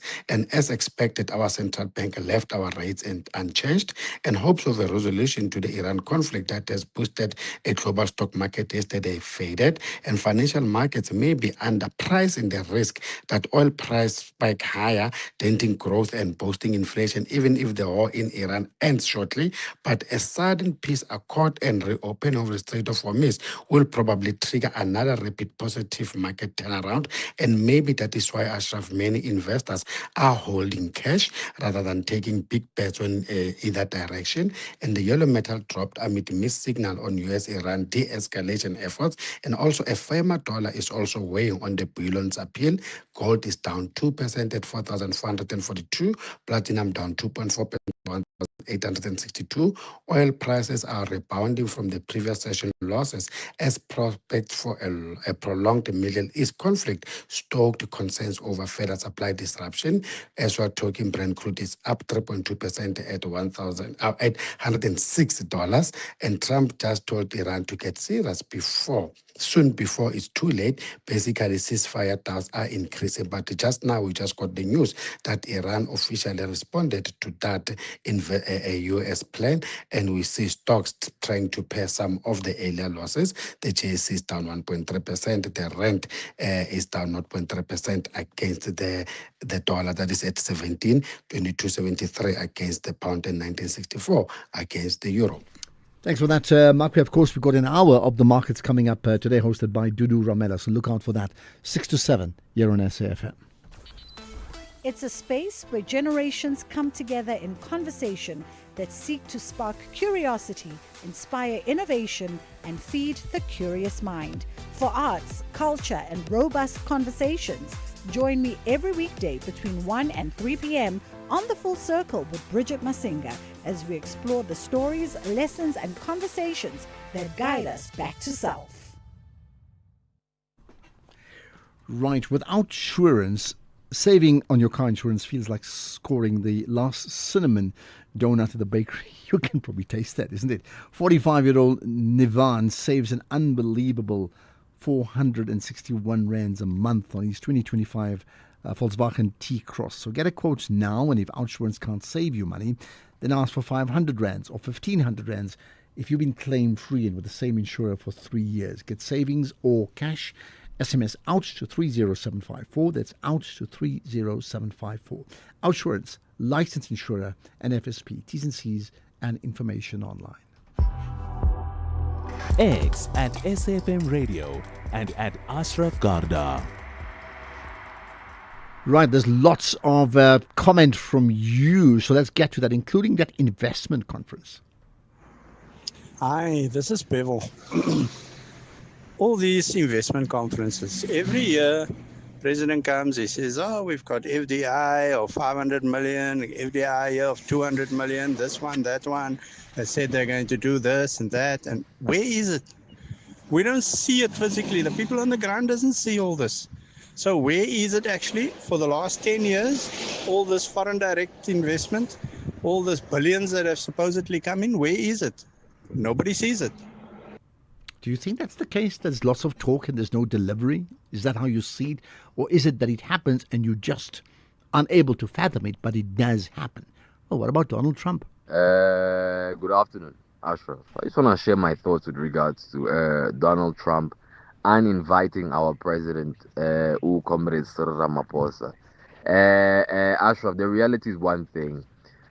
Donald Trump, ever since he got into office, his own country has not been flourishing. Every promise he's made has gone down the drain because the people who are living there will tell you that it is tough. It is tougher than it's ever been. They rather pay ICE agents who are harassing their own people instead of paying TSA workers who work at the airports and, provide essential needs, basic services to their own country. Their country is going down the drain, slowly but surely. So we shouldn't worry about Donald Trump. He's a man of no scruples. It doesn't affect us if he's uninvited our president. Our president stood by his word and he stood firm with the people of Palestine. Daniel here in Bryanston. Well, I don't know if that's actually true. Hey, listen, I'm not suggesting I'm a fan of Donald Trump. If you've heard me often enough, I'm not. It's about the impact of not being at not having a seat at the table of a significant event. I mean, that's really what it is. And that is not being able to connect with those countries. That doesn't mean you can never talk to them, but you don't want to be on the outside now, do you, right? Ashraf, hi. This JCK counter from Sina. Ashraf, we have power vacuum of leadership and visionaries in South Africa. We consume and eat fake products daily under their watchful eyes. Where is South African Bureau of Standards or Competition Commission? Everyday products produced in South Africa are being recalled. What can an? Hukum? Our health system are compromised gravely. Let me rest my case for now. Jessica, counter from Sina. All right, Jessica, I haven't heard you for a long time. Have you been on leave? Because you're back now, I certainly hear that, right? Okay, we have more to talk about, but we'll pause on that leadership vacuum issue and get to something else that's really important, right? So, last month, well, just over a month ago, in fact, the minister in the presidency responsible for women, youth, and persons with disabilities, and that's Cindy Siwe Chikunga, warned young people against substance abuse, cautioning that it threatens their health, safety, education, and long-term contribution to South Africa's socio-economic development. Now, I may say, actually, we know that, they know that, yet it continues. So, what's the plan next? With me, Cesar Magangwe, the Deputy Director General for Welfare Services at the National Department of Social Development. Appreciate your time. Thanks for joining us. Thank you. Thank you. So tell me about, you want to talk about, and in this case, you're addressing young people and the perils of substance abuse. So, go ahead. Okay. Good afternoon to your listeners. Yes, as a department, we are leading in terms of, coming up with, strategies or measures or prevention programs that would really save our children and young people from the scourge of substance abuse. But I want to say this problem is not a government problem. It's a societal problem. All of us are affected, starting from families, because the question is, our children, where do they see these things happening? who exposes them to substance abuse. So those are the issues that, as we are discussing this issue, all of us need to see what role have we contributed in, exposing children and young people to substance abuse, which unfortunately is highly addictive. Once a person has tasted it, he becomes addicted, and the chances of a person really stay clean are very limited if there's no family support. Now, I mean, I hear what you're saying. The issue of substance abuse, and the impact of that, that's been warned to people like me when I was a light year in school a long time ago, and it continues just about every year since then, right? So it's not like there's an absence of education on that, and then it's reinforced in the homes, it's reinforced in the churches, in the mosques, in community organizations, and still these young people fall prey to it. Why do you think that's the case? The problem is socialization. We have normalized alcohol. And remember, let me start with alcohol. Although problems is not only alcohol, it's just that alcohol, we call it a gateway drug because that's the one that everyone experiments with, especially children and young people, and it is socially acceptable. So people, they don't see it as a drug, they don't see it as a substance that is harmful. So therefore, they interact with it in any way or manner, and then it escalates. After you have, getting used to alcohol, you then move to harder drugs, and the problem is just escalate. So for me, the issue is start with normalization. As a country, we have normalized alcohol. So that is why we are having all these challenges. How we are relating with alcohol is quite problematic. For an example, we have the problem of underage drinking. We have a problem of we call it binge drinking, where people drink, they don't stop until they drop. So these are all the activities that young people and children are engaged in, and at the end of the day, they are very harmful to them and harmful to the society. So that's why I'm saying it's a societal problem. It can't be one sector fighting. All of us need to stand up and say, how do we deal with advertising? Do we really need to advertise alcohol in the manner in which we are advertising, and yet we have a serious problem of alcohol? I mean, if you get to any township or any area, the first thing that welcomes you is a billboard of alcohol products. What are we saying? What messages are we sending to young people? When you open a TV, during prime time, a young person or a child will be exposed to plus minus 20 adverts. All these things, they may look innocent, but they are contributing to the chaos of substance abuse in this country. Well, I mean, some may say, and it's interesting from the position of where you're talking about, in a department, right, of social development, that in fact, it's possible that what you're saying may be at cross purposes. That means what you're saying is one thing, but there's a counter drive to increase the awareness of the use of alcohol as consumption, to promote that, to promote gambling. There's a whole lot of social vices that are being encouraged all the time, and yes, people are paying for it. In the media space, elsewhere, sports organizations. So it's a case of they can't ignore it. Government, in fact, also can't turn it down because they're earning revenue from it. In terms of alcohol sales, they earn VAT from it. Sorry, I did not hear the last part. I was saying even government like SARS would earn VAT from alcohol sales if it increases. I'm not encouraging it. I'm saying that's the realities. How do you marry that part, the economy ticking, versus what you've just said? The more that we push, vices like alcohol, the more it harms our society. I don't know. It just it depends where you're coming from. From social point of view, not from economic point of view, we don't believe that we should put profits before people. People come first, because at the end of the day, whatever, as a society that we're trying to build, a responsible society, a society that is sober free and so on, and a society that will be, active citizens that will participate in the economy, they will not be able to do it if they are addicted. So we need to balance all of these things. And as government, or as a whole, we've got a responsibility to protect children, because children, they're not at an age where they can make those informed decisions. So it is our responsibility in terms of the laws and the legislation, irrespective of what they are contributing. We're not saying they are not contributing, but at the same time, their contribution goes with a lot of destruction and a lot of, it contributes negatively than positively. At the end of the day, government had to spend billions and billions in dealing with the harms of alcohol. For instance, you look at the diseases that are associated with alcohol. You look at the accidents on the road that are associated with alcohol. You look at so many things, the stabbing, the bullying in schools, the gender-based violence, as alcohol and drugs are also one of the drivers. So if you look at the social ills, there's quite a lot of social ills that we are contending with because of some of the policies that we have not reviewed to try and protect communities. Okay, let's go back then. Let's conclude with the issues of programs. When you talk about awareness and warning young people, what are your thoughts from a Department of Social Welfare point of view in terms of the type of awareness programs that are taking place, at different levels of society? Are they effective? Do we need to rethink in terms of our messaging and how that message is being delivered?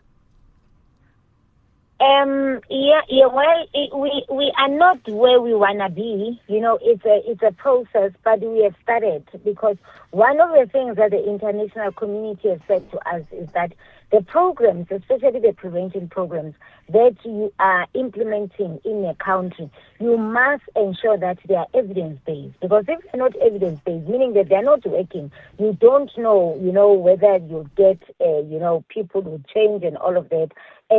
You must make sure that that program that we're implementing is able to change behavior. So we have embarked on a program. We call it a Prevention Universal Program. It is an international program where it has standards, where you are able to set out, those practical goals and outcomes to say, when you are starting with people, you have tools that you are using, which are tools before and after the intervention. So where you are able to see whether, people have absorbed what you are doing and they are changing their behavior. So they are there, but not all the communities are at the same level, because as we are saying that it needs a comprehensive integrated strategy. One strategy cannot work. Like, for example, we might have a very good, we've got programs like the Moja program, I'm Fine Without Drugs. A lot of young people are getting into those programs where we are teaching them alternative to alcohol, alternative to drugging. But they need other elements, things like policy. Needs to be in place. Legislation that protects them needs to be in place.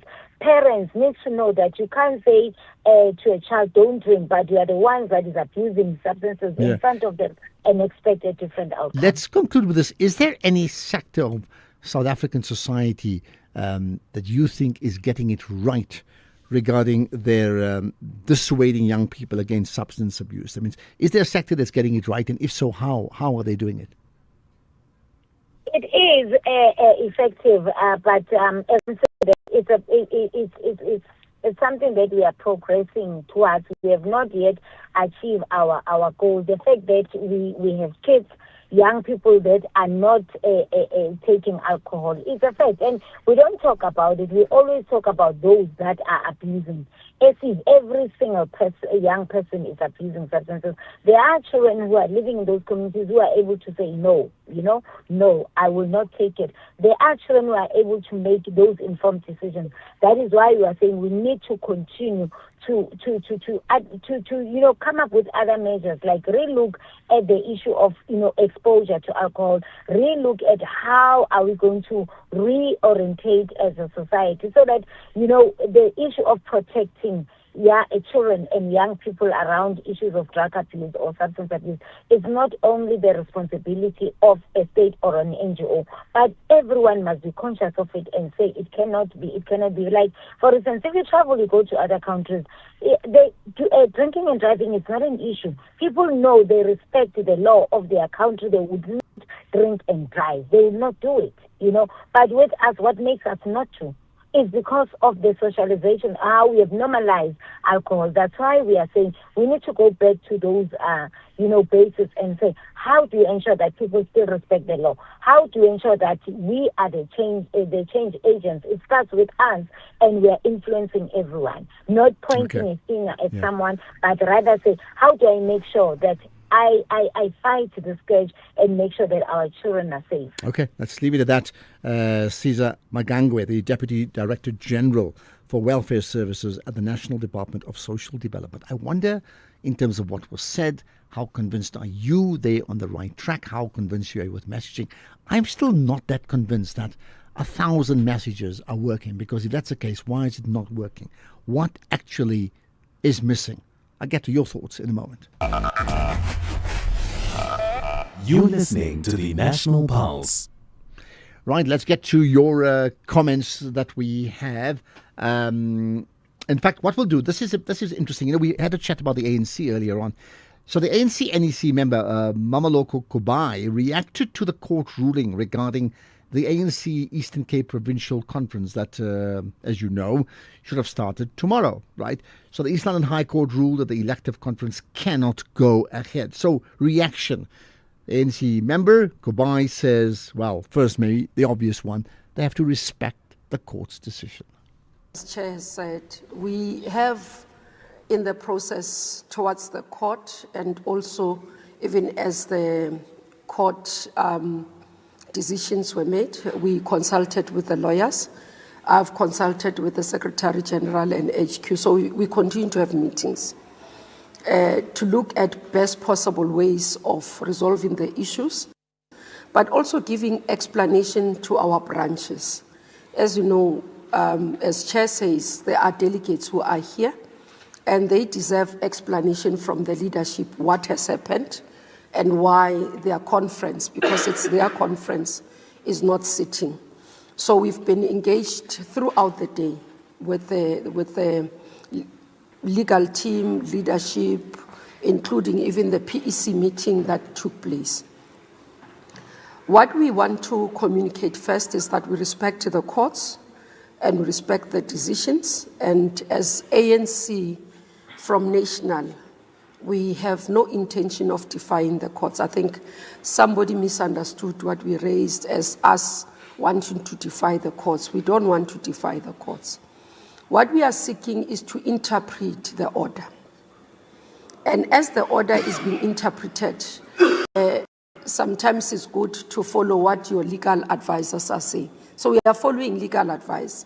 As you would have seen, those who have been in court, there's a legal team that is from National. There's a legal team that is representing the province. And both of those teams have been looking at the issues, have been looking at the order, and we don't want to go into the details.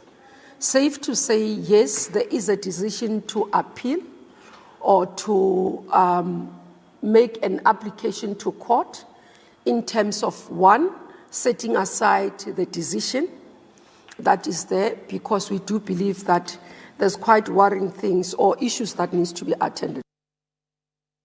Okay, there's another clip which if we get a chance, we'll talk about that too, coming from Mameloko Kubai, right? But later on. Right now, what's happening in the world? Here's the news at 5 with Greg.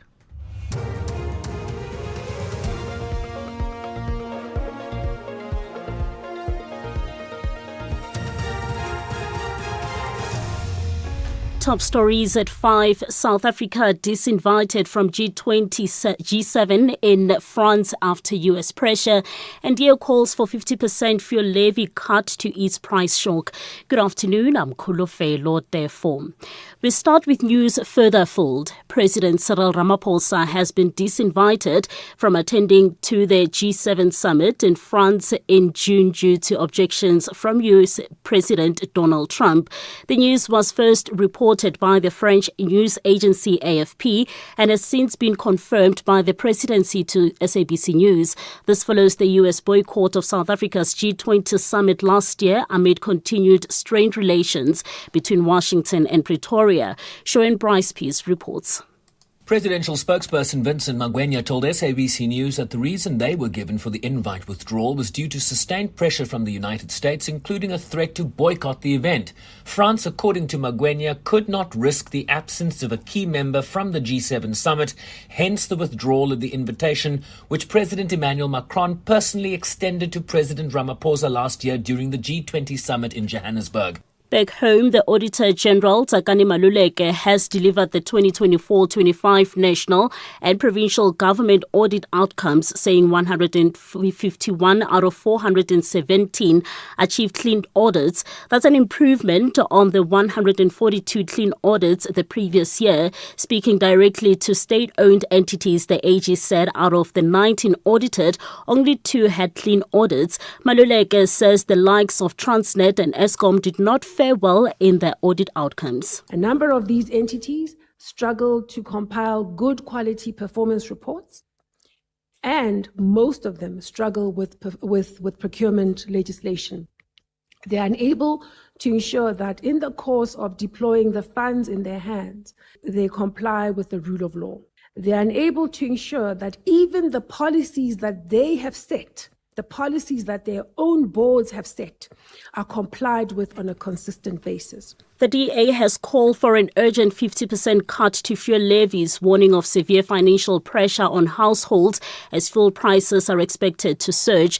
The petrol price is expected to rise by more than 5 rand per litre and diesel by over 9 rand in early next month. The party is proposing that both the Road Accident Fund and general fuel levies be halved for the duration of the current oil price shock.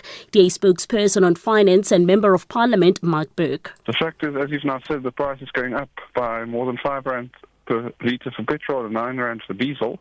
And if we're able to do what we've proposed yesterday, we will be able to give a more than 3 rand discount on each type of fuel to South Africans. The cost of this will, of course, be massive to the fiscus, and not only have we proposed that we cut the 2 levies by 50% each for this more than 3 rand discount on the increases. Reserve Bank Governor Lesetja Kganyago says the bank's Monetary Policy Committee has decided to keep the repo rate steady at 6.75% amid steeply rising oil prices. This means that the prime lending rate remains at 10.25%. Kganyago was speaking in Pretoria. Inflation was 3% for February, with core inflation also at 3%. This is precisely in line with our target. Higher energy prices will raise inflation in the near term. We expect headline will soon accelerate to around 4%, with fuel inflation over 18% for the second quarter. Our baseline forecast then has a gradual unwinding of the shock, taking inflation back to 3% late next year. And finally, the Mpumalanga High Court sitting in Delmas has sentenced a 33-year-old man to 30 years imprisonment for the murder of a co-worker. Sthembiso Mbokane has been sentenced for the murder of 29-year-old Surprise Mkhwanazi in Standerton 4 years ago. Mbokane and his brother Bafana Mbokane shot the deceased in the head. Provincial NPA spokesperson Monica Nyuswa says Mkhwanazi's body was burned before being thrown into the Vaal River Dam near Standerton. The incident occurred in 2022 near Standerton. Mbokane pleaded guilty and was subsequently convicted of conspiracy to commit murder, kidnapping, murder, unlawful possession of a firearm, unlawful possession of ammunition, and defeating the ends of justice. Mbokane was initially charged alongside his brother, Bafana, who was also sentenced in 2025 after also pleading guilty. The court further declared the accused unfit to possess a firearm. The top story at 5, President Cyril Ramaphosa has been disinvited from attending the G7 summit in France in June due to objections from US President Donald Trump. Headlines at 5:30 for SAFM News. I'm Kolofelo Tefo. And in sports this hour, Kipchoge headlines record Cape Town Marathon field. Springbok Nations Championship tickets go on sale next month, and SASCOC to bid for 2036 and 2040 Olympic Games. More details at 5:30. SAFM, guiding you through the rush hour traffic.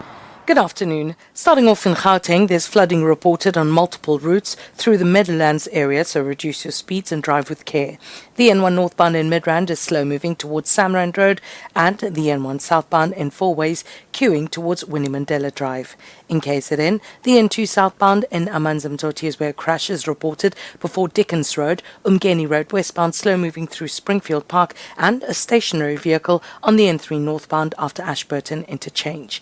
In Cape Town, Delaware Street southbound in Parow, slow moving towards Francis van Zyl Drive, Main Road northbound, slow moving between Fishhook and Cork Bay, and the R304 northbound in Stellenbosch, queuing towards Port Laray Road. With your traffic update, I'm Irma G. This Human Rights Month, we commemorate a significant milestone, the Bill of Rights at 30, making human dignity real. For 3 decades, South Africa's constitution has been a beacon of equality, freedom and justice for all. Yet dignity is not just written in our constitution, it must be lived, protected and upheld every single day. Join SAFM as we unpack the issues that matter, elevate voices driving change, and reflect on the progress we've made while confronting the work that still lies ahead. SAFM, leading the conversations that move us. Right, so we're going to chat to the Public Protector shortly, a very important issue, but just hold on to this in a moment. Mass market, think fast downloads, fast streaming, fast wins, because whether you're chasing high scores, chasing deadlines, or chasing the next episode, buffering is not part of the plan. That's why your home needs the power of OpenServe Fiber, fast, reliable Wi-Fi that keeps up with your life. Game harder, work smarter, stream without limits, and right now, when you sign up before the end of April, you'll score a free Netflix voucher as well. So don't wait. Level up your home connection with OpenServe Fiber and feel the difference speed makes. The website, openserve.coza. T's and C's apply. The National Pulse with Ashraf Garda on SAFM. You're listening to the National Pulse, weekdays 3 to 6 p.m. Right, here's something that's really interesting. The Public Protector has many roles, but one is as the chair of the African Ombudsman Research Centre. And as a result of that, they've relaunched the research centre located in the University of KwaZulu-Natal to strengthen the capacity and effectiveness of the African Ombudsman institutions. Let's find out more about it with South Africa's Public Protector, Advocate Kholeka Gcaleka. Appreciate your time. It's been a while. Thanks for joining us. Thank you so much, and thank you for having me. A very good afternoon, and good afternoon to the SAFM listeners. Much appreciated. Right. So, okay, this is away from your normal work. Give us the thrust of it. What's the status around the current situation around the Ombudsman Research Centre in terms of where it is, and how will that change? Actually, it ties in very much with my normal work as the Public Protector, because part of our developmental mandate is really to ensure that we advance the Africa Agenda 2063, which really is the purpose for which the African Ombuds Research Centre was established. It was actually established in South Africa 15 years ago. So this week, we actually relaunched it, considering the COVID-19 impact. We had a little bit of a setback. However, we will continue with virtual trainings, best practices, and also strengthening ombudsmen, public protectors, and mediators across the continent, which we've now actually extended to across the globe. So this center really is to ensure that as Public Protectors South Africa leading it, we are able to share our experiences to strengthen other institutions such as ours, but also to advance good governance, accountability, anti-corruption within the African continent. And I take it, there are ombudsmen around the continent, right? What is in your opinion, the current state of all these different regions and the level of, checks and balances and oversight in those regions? It's quite a challenge. Very few are actually independent as it should be, in line with the global standards, but also with our own standards in Africa, which we call the OR Tambo standards, which actually call for the independence of the public protectors or the ombudsman, the manner in which they are appointed, which is more like the South African model. And the South African model is actually one of its kind and quite unique, not just in the continent, but across the globe. So let's then go back to, the key word is strengthening, right? Strengthening clearly would mean strengthening capacity means there's a need for even, greater efforts to be put into place. How do you see that playing out? Through the trainings which we conduct, firstly, we tap into expertise of former public protectors, ombudsmen, and mediators. We share practices, information from institutions that are much capacitated across the globe. So it's not just African ombudsmen who contribute, but those in other parts of the world who contribute to that. So we've actually going to have what we call a virtual faculty, where we're going to have experts available where ombudsmen or public protectors seek any form of advice, assistance, research. They'll be able to provide that. But we've got an archive of our own, which is the institutional memory of the African Ombuds Research Center, which we provide. And through the funds which are provided by the South African government from DIRCO, we will actually be doing trainings physically, identifying countries which are mostly in need. What's the significance of the centre being located at the University of KwaZulu-Natal? It's quite significant because, firstly, the African Union was established in Durban, KwaZulu-Natal. So it's quite historic having the center there, but also the role that the University of KwaZulu-Natal plays in supporting the center, the research capacity, and obviously housing the center is quite significant because and we may have just lost the public protector. Okay, carry on. We lost you for a moment. Go ahead once again, Advocate Caldeja. Yeah. Ombudsmanship, not just in the continent, but in the world, is actually not a qualification. Ombudsmen come from different qualifications, mostly in law. So part of the work that we are doing with the University of KwaZulu-Natal is developing a course in ombudsmanship, because it is important. It is a unique field. It is really not a field that anyone who's done, even it's not easy to fit into the sector without being properly trained in it. So that's part of the significance of why we have the African Ombudsman at the heart of an institution of higher learning. And to extend that conversation in terms of where you sit with these various ombudsmen, right, is to be aligned to the United Nations Sustainable Development Goals, with one in particular, which is to strengthen, peace, justice, and strong institutions, and to support that, right? Tell me more about what's your assessment of the state of African countries and maybe others around that issue of peace, justice, and strong institutions. Well, it's quite a challenge. We are struggling, but there's a lot of work that is being done, which we are also participating in as accountability institutions. But if you look, for instance, into the APRM, there are some of the African countries which are also not yet signatories into the APRM. There has been a challenges around the peer review, which part of its mandate is to look precisely into the aspect of the SDGs. So it is then important that we step in as accountability institutions, really, to ensure that there is peace, there's justice, there's accountability across the continent, because it is important for the livelihood of the people of the continent. If you look into the challenges which our country is facing of migration, by the way, it is because of the threats of those particular aspects of the SDGs in these African countries, and then they come to South Africa. And people don't leave their countries because they want to, they leave because conditions force them to.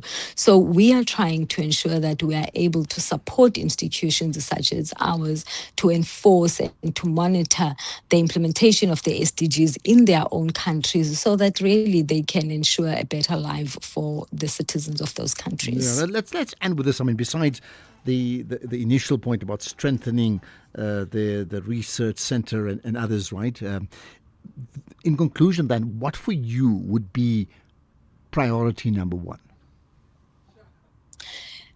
For me, priority number one is to ensure that as the public protector in South Africa, as we do our work, we are able to share best practices, we are able to share structural solutions that we would have come up with in South Africa. For instance, we've already started with investigations which impact cross-border, the impact of migration into our service delivery departments, such as the Department of Health, the Department of Education, Labor, and to look into those other countries. What is it that we can contribute and assist with to ensure that those countries are actually able to provide those services? And what is important here, which is the common denominators, is that we are African Union member countries. Now, how do we contribute into the think tank of the African Union to look at things differently in how they can advance sustainability in the continent? Well, you've certainly put it on the agenda, and I appreciate this conversation as well. Advocate Kgaleka, the public protector, but in this case here, in the capacity as the chair of the African Ombudsman Research Centre. Much appreciate your time and sharing your insights with us on the National Pulse. Thank you very much, and thank you for having me. Pleasure. And by the way, we'll have a podcast of that conversation up ASAP, as well as some of the more significant ones we've had all throughout the show, and even older ones. If you want to archive things from, like, for example, the conversation we had with the Fireside Chat on Friday, hey, they're all available. Just go safm.co on the website and then check it up on the podcast and the National Pulse. You will find it.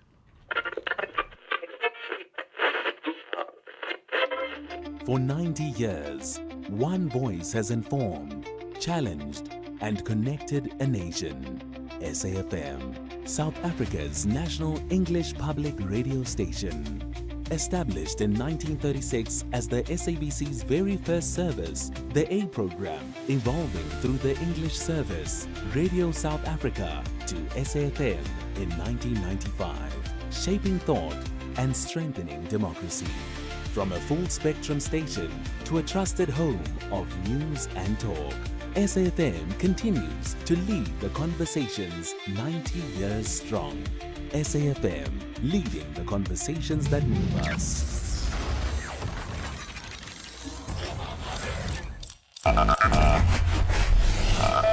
You're listening to the National Pulse.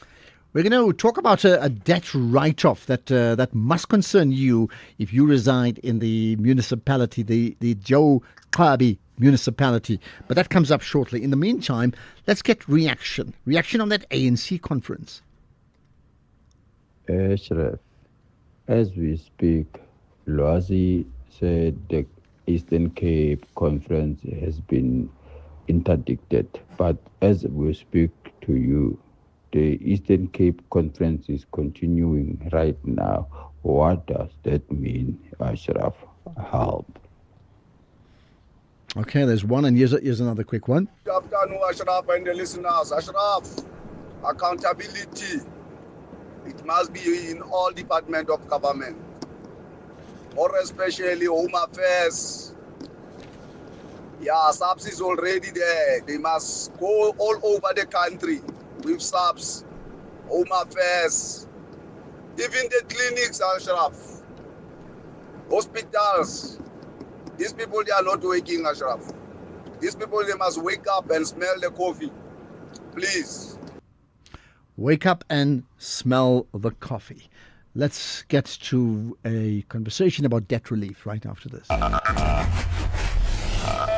You're listening to the National Pulse.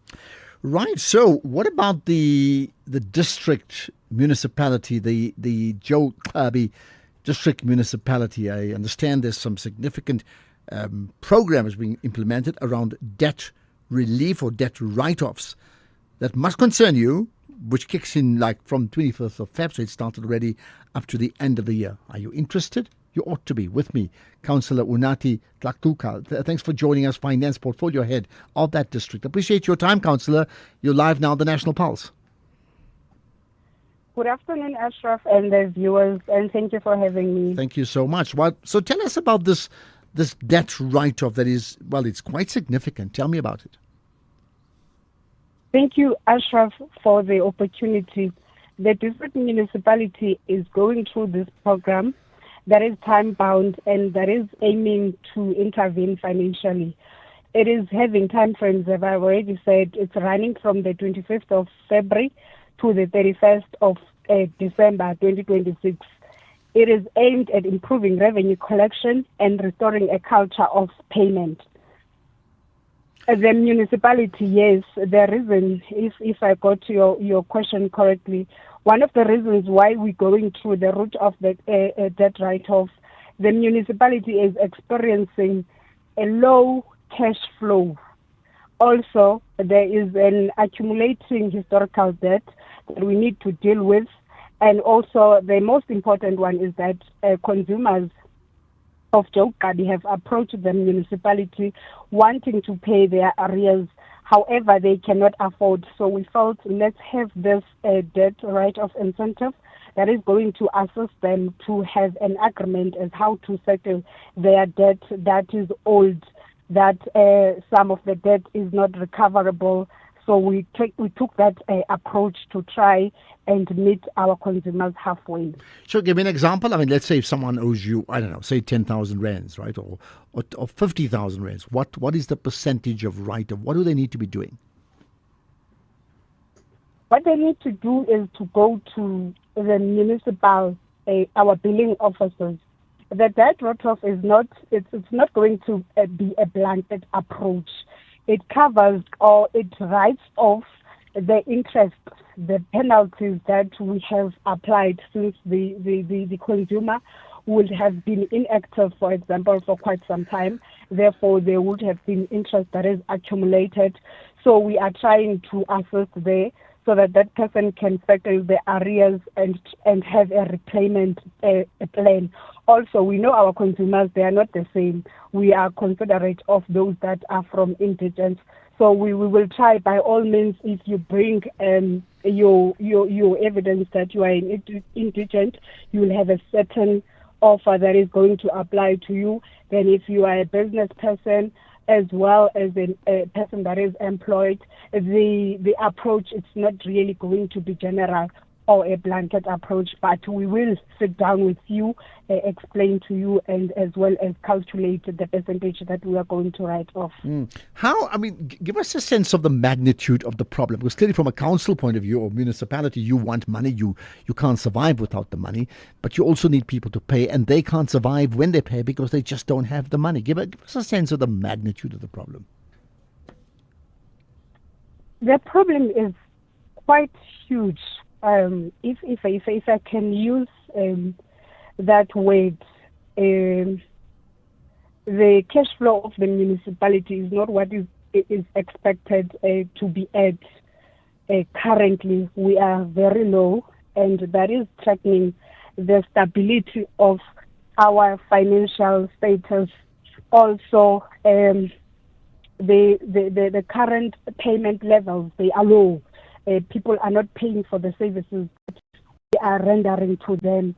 So we are trying to strengthen the ability for us to deliver these services sustainably, so that even going forward, they do not accumulate the debt that we are trying to rescue them for. They become debt free. They install prepaid water meters, and then they can be able to survive by of course assisting the municipality to sustain its finances. do you foresee, based on other examples, say from your municipality or even from other municipalities around the country, that when the debt is too much per family, then the debt write-off actually does help them to become payers? Otherwise, they just don't ever pay because it's just insurmountable. What I'm trying to say is, historically, from other examples, does it actually work? Can you repeat your question, Ashraf? I was saying the principle of a debt write-off. When municipality needs the money and the people can't pay because they just can't afford it, so their amounts are so large they don't pay. Does this debt write-off arrangement, does it actually work? That means if you look at other municipalities or even your own in the past, does it actually work out? Okay, thank you. Yes, Ashraf, we have done proper studies. In fact, we have looked into our debt book. Then we realize majority of the debt that is lying in our municipality is that of old debts and of some people that have unfortunately passed away, and some that have unfortunately that cannot afford now. So we are trying to recover or to change the debt book that is sitting in us in our municipality. So now majority of our people, they have now since tried to have an attitude towards paying for the services because they have these huge debts that they can't even start to pay. Now we have started already. Some people have came to our office and some have started installing prepaid water meters. Then it helps. It does give us the required results that we want, which is that of being debt free and installing prepaid water meter so that you can pay as you consume. And while you pay as you consume, you assess the cash flow of our municipality. When you do that, then you help our municipality to be financially viable. Okay, let's conclude what needs to be done. So the deadline is end of December, right? You've got effectively the whole year, like 10 months to come up. What do you want people to do? Ashraf, first of all, we request our residents to visit all our municipal billing office, your nearest one. Or you can send us an email to ntabien@jgdm.gov.za. She will then take care of your inquiries. Second, we must make sure that you verify your account. Our residents must verify their account, then apply for the relief or enter in the payment agreement. But it is critical that when you have entered in the agreement, you must be loyal to it. You must keep it, the agreement. You must not break it. Lastly, then you must install the prepaid water meter because it is going to give you a more accessible and transparent approach because you will buy as you consume our services. Okay, and that's where we shall leave it. Appreciate your time, Councillor Unathi Tlatuka, the finance head of the Joe Klabi District Municipality. So there's relief for you if you are in that municipality with a debt write-off. They need your money. They need you to pay. They want you to pay to be able to sustain themselves. And they want to make it all clean for you. So you need to come up and present your case and to do so as soon as possible. The question is, would you be doing that? There's lots of comment from many people about Donald Trump, about issues of the fuel price. There's been speculation of we haven't even seen what's happened regarding the Middle East. See what happens. You'll see. You could have a 4 rand a litre hike in one go. I'm not saying that's true, so don't quote me directly. I'm saying that's the type of speculation that is being talked about. In fact, Phineas is saying 5 rands. Can you see 4 rand, 5 rand? Either way, it's not a case of 20 cents or 30 cents, not at all. There's lots of implications around that. 5:30, here's the news headlines. Thank you, Ashraf. Good afternoon. I'm Kulufelo. Therefore, in the headlines this hour, police in Mpumalanga say a man and a woman who were driving in a car have been shot dead while a 3-year-old child survived. Police say 2 armed suspects opened fire on the vehicle. President Cyril Ramaphosa has been disinvited from attending to the G7 summit in France in June following objections from US President Donald Trump.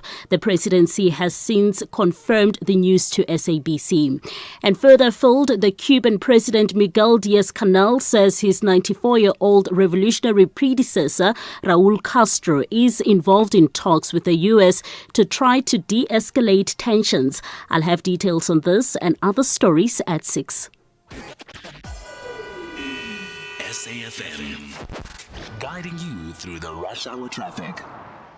Good afternoon. Starting off in Gauteng, the N3 northbound in Bedford View has a vehicle fire incident reported at Gililees Interchange. The N1 northbound in Fourways, a crash after Malibongwe Drive, Main Reef Road westbound in Crown, a crash before Church Street, and Old Johannesburg Road in Centurion, a crash near Panorama Road. In KZN, Bayard Road has truck congestion at South Coast Road, so you asked to expect delays. Inanda Road westbound, slow moving towards the N2 highway. Umgeni Road westbound, slow moving through Springfield Park, and on the R22, a cash in transit heist north of Hluhluwe in the Ezembondweni area. You're asked to expect delays. In Cape Town, the N1 outbound has a crash at Lower Church Street. The N7 checks Hadville Drive northbound in Goodwood, queuing towards Frans Conradie Drive. Walter Freden Road southbound in Mitchell's Plain, queuing towards Spine Road. And on Orphan Road, a crash north of Takai Road. With your traffic update, I'm Irma G. This is SAFM Sports with Tuming Khapele. Tumi, let's talk about the Cape Town Marathon. Yes, the Cape Town Marathon will be headlined by marathon legend Eliud Kipchoge. This year's edition is on the 24th of May and will feature 27,000 runners and a record prize purse of 6.6 million rand, with both men's and women's course records under serious threat. This will be Kipchoge's first marathon on African soil, and he'll be joined by a host of world-class athletes, including Stephen Kiprop, Maru Teferi, and Edna Kiplagat. Now, the race is also a candidate for the Abbott World Marathon Major status, potentially becoming Africa's first major. In football, Banyana head coach Desiree Ellis says that the upcoming international friendlies against Algeria will be used to give valuable game time to key overseas players as preparations continue for the Women's Africa Cup of Nations. Ellis has included 3 notable internationals in her 24-player squad for the matches, which are scheduled for the 14th and the 17th of April. And these include Amgela Motau, Hilda Mahaya, and Linda Matalo. And Ellis says it's very important to reintegrate players based abroad in the national setup. Still with matters on the field, UEFA have fined Benfica 40,000 euros, around 780,000 rands, after fans showed racist behavior during a Champions League match against Real Madrid. The club was also fined for fans throwing objects and using laser pointer, while assistant coach Pedro Machado received a 1-match ban. UEFA also warned Benfica that part of their stadium could be closed if similar incidents happen again within a year. In rugby, SA Rugby has confirmed that tickets for the inaugural Nations Championship tests will go on sale on the 2nd of April, exactly 100 days before the Springboks face England in Johannesburg. The Boks will then meet Scotland in Pretoria on the 11th of July and Wales in Durban on the 18th of July. And the new cross-hemisphere competition will see the Boks host 3 Six-Nation giants before heading to Europe later in the year.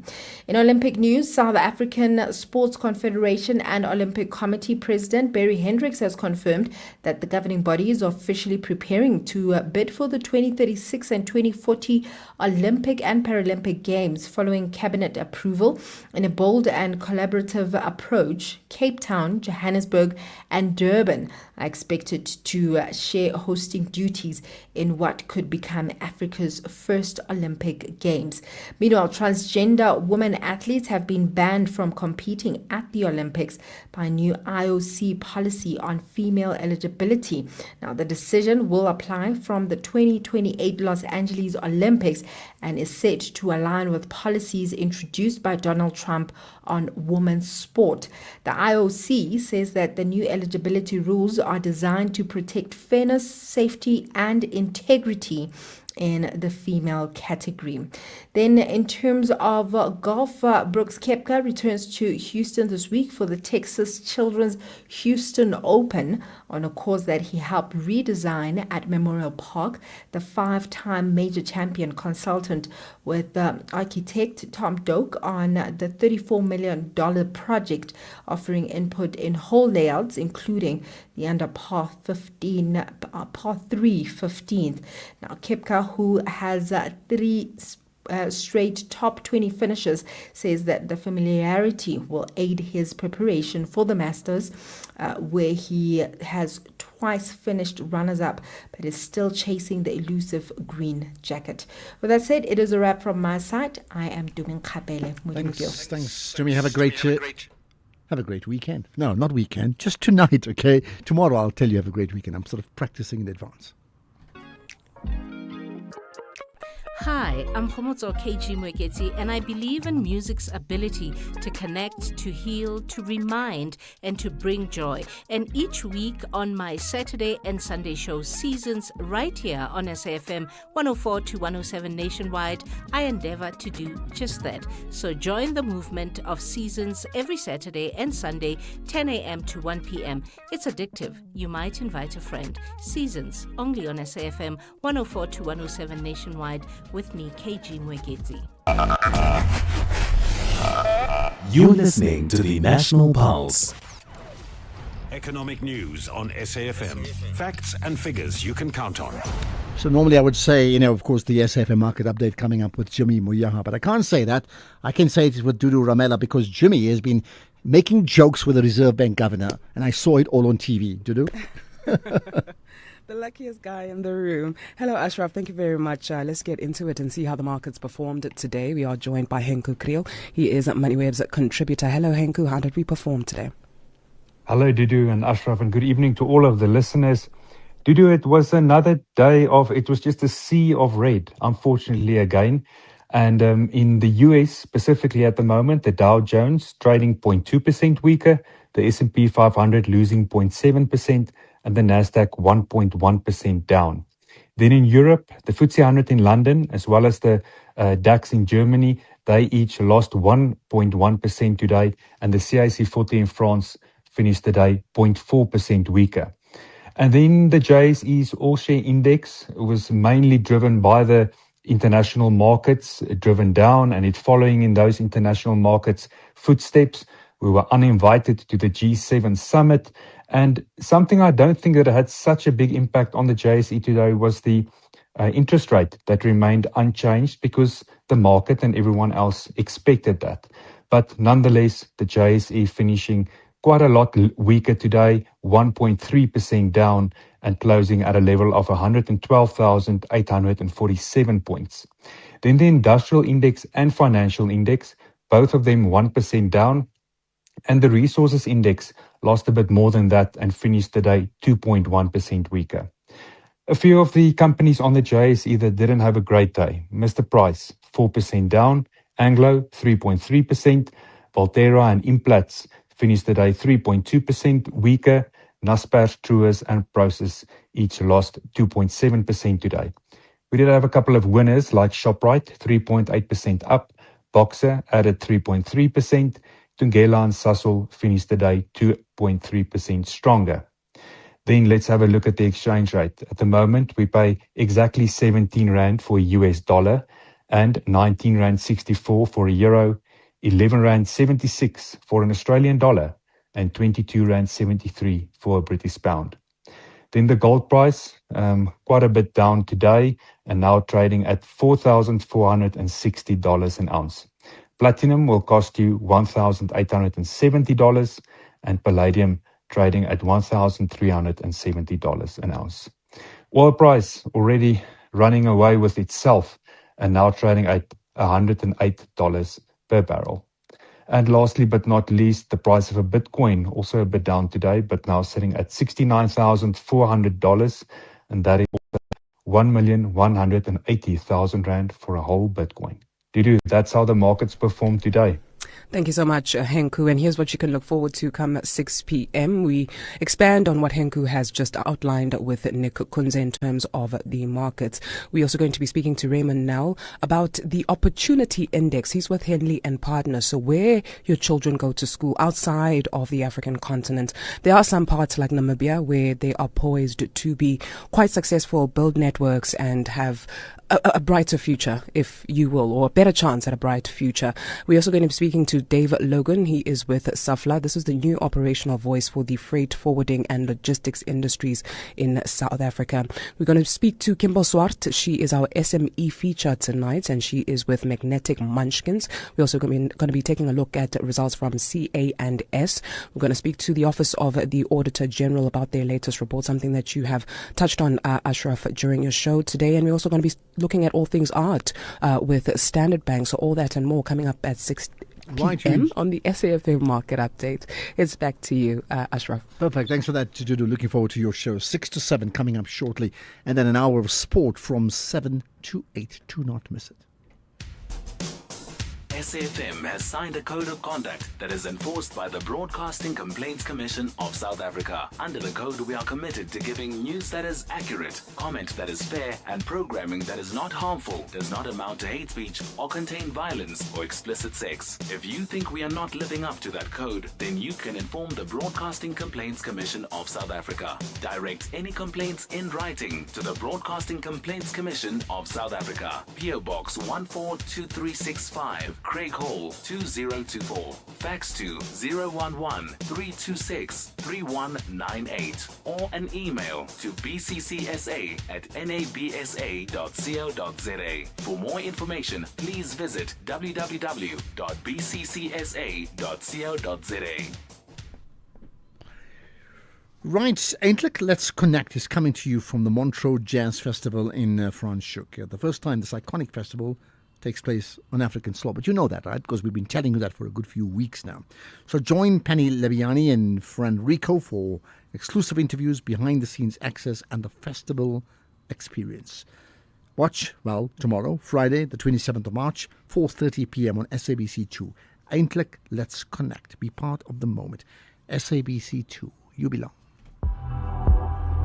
X at SAFM Radio and at Ashraf Garda. Right, let's pick out comments from you. G7, predictably, and the ANC conference, and maybe a question about fuel amongst the big issues on the agenda. Hi, Ashraf. It's true when they say when days are dark, friends are few. The decision that is taken by France, it shows that they don't care about South Africa. They don't know what is called solidarity.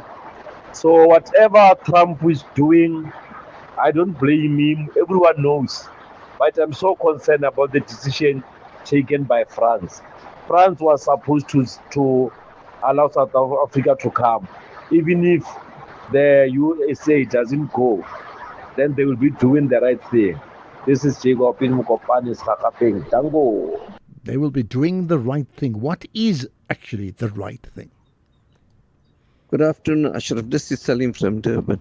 We shouldn't be too surprised that President Ramaphosa is disinvited to the G7, knowing that American President Trump, doesn't like him very much. At the same time, his erratic behavior, creates chaos all over the world. Our president shouldn't be subservient to the major forces of the world, G7. Shouldn't be subservient. But look, it's, not that he is, but you also can't ignore, in the same way, think about politics, you have to negotiate. A lot of it is negotiated, isn't it? Hey, Ashraf and all SAFM listeners, a very good afternoon.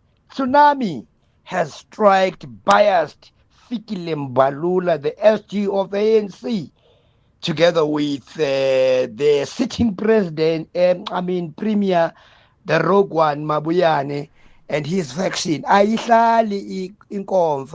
means the conference won't be able to sit as planned following Judge Metu, who has ruled in favor of the applicants who is happens to be Ngukai Toby, the Provincial Secretary General.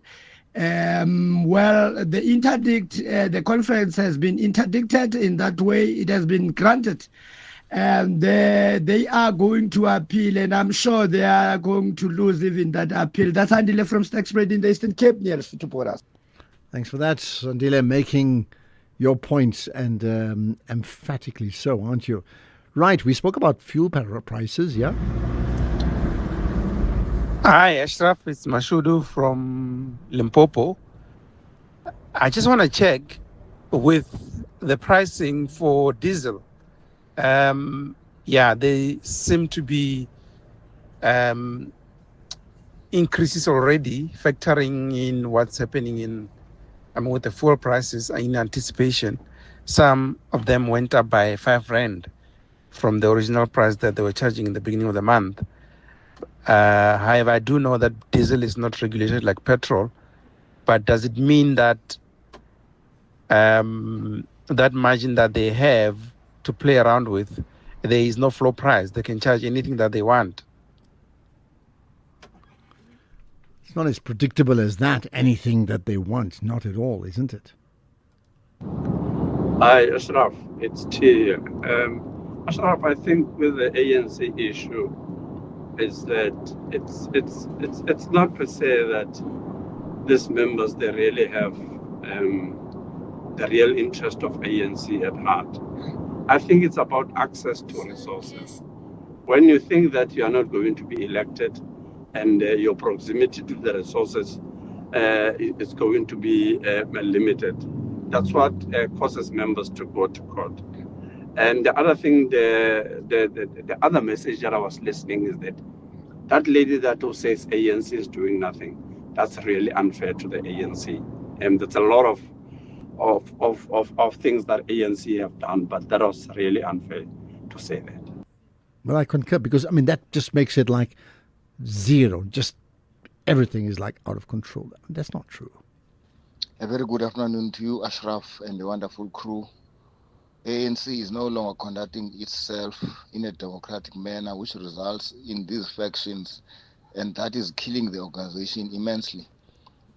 There is this Mayor of Buffalo City, Princess Faku, Premier Mabuyane, and the SG of the ANC, Fikile Mbalula, who are sleeping with the same sheets, irrespective of what's going on. I don't know what the responsibility of executive in the Luthuli House if all these things are left unattended. I thank you, Lota Kugombo. Thank you, Lota.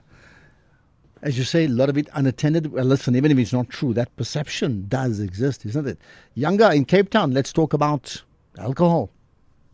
Yes, no, Ashraf, with respect, I'm disappointed that you even brought the issue that, SARS received taxes, from alcohol.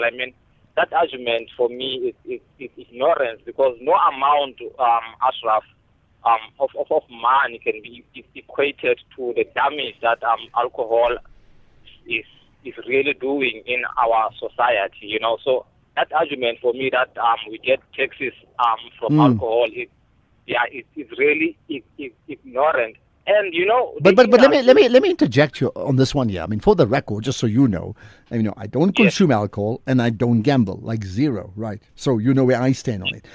This is not about me. Now, I am telling you, even though you may think it's an argument that doesn't hold, I am telling you it's an argument that holds for sports organizations that rely massively on gambling support now, and the amount of alcohol companies like Castle Lager and others that put money into even like sport historically, Bafana before Banyana, as well as even the Springboks. There's so many.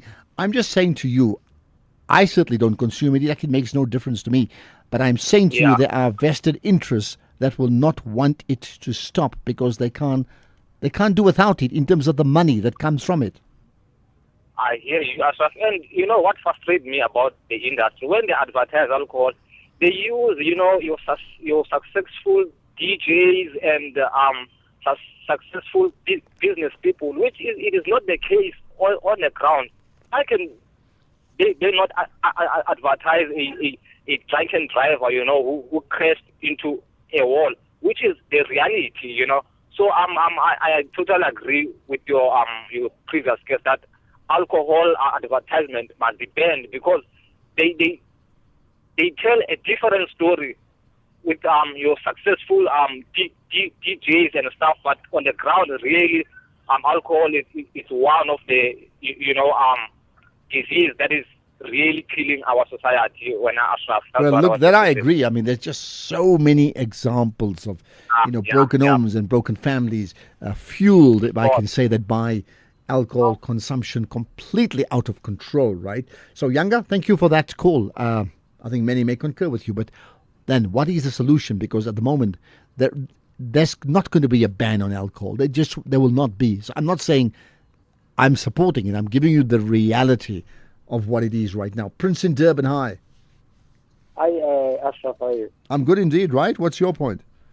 Ashraf, with the system, the employment system we are using in this country, with the tendering system, okay, it seems we were able to remove some of our people, people's lives in poverty.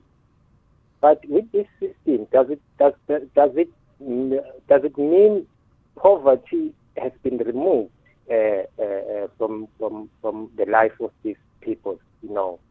In terms of guaranteeing accountability and no corruption and stuff like that. So what do you propose then? No, I'm just saying the system of employment we are using, the tendering system, we can't just, give people jobs just because they are poor, give people tenders just because they are hungry, Well, some may say the tenders are going to people who are actually wealthy, not the poor. With that process, you can remove them from poverty. But it doesn't mean that poverty has been removed from them. Wow. That is why, at the end of the day, corruption, is guaranteed. All this lack of accountability. Yeah, I wonder what the solution would be in terms of, if not tenders, what? Prince, thanks for that call. I mean, think about it. Tenders, many may say, is open to corruption, but let's take a government organization, right? A government department, and they've got like 100 million rand bit of work that needs to be done. So they have a choice. They don't put it out to tender. Let's just call it plumbing work. If they don't put it out to tender, which plumber would they use? How do they choose which plumbing company to use? Who makes that call in a department to say, actually, we've got 100 million project. Anybody know a plumber? It's like, actually, I know a plumber. Let's give it to them. When 100 million absolutely changes their lives, who makes that call? That is why they have a tendering system where there's a check and balance.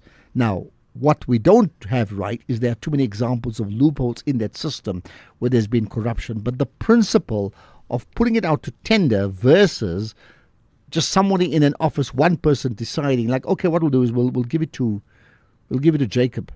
Yeah, 100 million. Yeah, let Jacob get it. The next time we'll give it to Mary. Like, do you have a better solution on this one? If it is, I want to know. Right, there's more comments on G7, right? Good afternoon, Ashraf. People are crying about the issue of France uninviting President Ramaphosa to the G7 meeting. The G7 is about the group of 7 economies that are leading in the world. South Africa is not in the top 7 of economies that are leading in the world. We are nearly 40-something in the world. So we are not even supposed to be there. We shouldn't even complain because we don't belong there. South Africa doesn't belong in the G7, not even in the G20 even. We don't belong there too. We should be accepting that we are not an important player in economics. No, look, they're not a member of the G7. They get invited. like they invite others, and there's strategic reasons for it. I mean, you can be invited to an organization you're not a part of. I mean, doesn't mean you can't go, but that's the point. The French have sort of traded off, because who's basically said we don't want these guys at our parties? A person by the name of Donald Trump. Donald Trump is saying, if you invite South Africa, the same guys, we don't want them to come to G20. Well, that group, then we're not going to come to your party. Like, think of children, we won't come to your party. That's what it is. So the French have to make a call. Hi, Ashraf. I think as South Africans, we need to take lessons from all these countries that put their national interests at the heart of their foreign policy. I think often at times as South Africans, we are very naive in thinking that, we need to remain friends and make enemies with some people. I know we deny it, but the rhetoric that comes out at times points to the fact that we support others and we are enemies to others. I mean, I don't think that's how we should look at this. As far as Mr. Macron is done, I see nothing wrong, and I don't think that we should be hostile to him in future. If we do interact with him, there's nothing wrong with it. Let's just put the interest of his country first. Put the interest of his country first. How do you actually decide how to put the interest of a certain country first? Good afternoon, Ashraf and the team. Trust you guys are well this Thursday afternoon. Ashraf, I don't want to generalize, but can someone help me to understand why is Donald Trump so obsessed with South Africa? Secondly, I don't want to generalize either. Is it AfriForum feeding him still the wrong information? And then on the French disinvite, just thinking, Ashraf, you hosting a party at your house or an event, and I'm telling you who to invite to your party, and it's your party, and I'm not even related to you. I might just be the guy you meet at Spa, and I'm telling you who you should invite. What's wrong with that? Thanks. Okay, well, that seems to be the norm. Well, listen, AfriForum has said more than once they've never called it a genocide. But the question is, if they haven't called it a genocide, have they actually written, and I stand under correction here, have they ever written to the President of the United States of America or their Secretary of State to say, we would like to correct a fake news narrative, and we tell you that we have problems with many things in South Africa, but what we do not have is a genocide. Whoever's calling it a genocide is not one of us. Have they ever done that? I mean, just teach me something. I want to know. Have they ever done that? Ashraf, we can see that our country is getting destroyed brick by brick. And I always look up to people like Nhlanhla Mkhwanazi. They'll be having all the answers to their grandchildren. If they'll be asking them what did they do for this country or to save this country, that, I did stood my ground, and the commission of inquiry was established and people were arrested. Some ministers were suspended. But what about us? What are we doing to save this country? Because it does not assist to only complain on social media and all those other stuff. So we really need to brighten our corners, all of us as South African citizens, and we can defend and save this country. Thank you, Ashraf. Thank you. You sound like a leader I should be talking to. What are we doing to save our country? Good afternoon, Ashraf. I hear you speaking from the Auditor General. But I must say I've lost all trust and faith in that department and in their processes of auditing. Since the fallout of Steenhuisen and his friend there by DA, we've found out that there are millions unaccounted for in Cape Town, but somehow Cape Town has always come up with clean audits. So how does that happen? And I would like to get an understanding of that.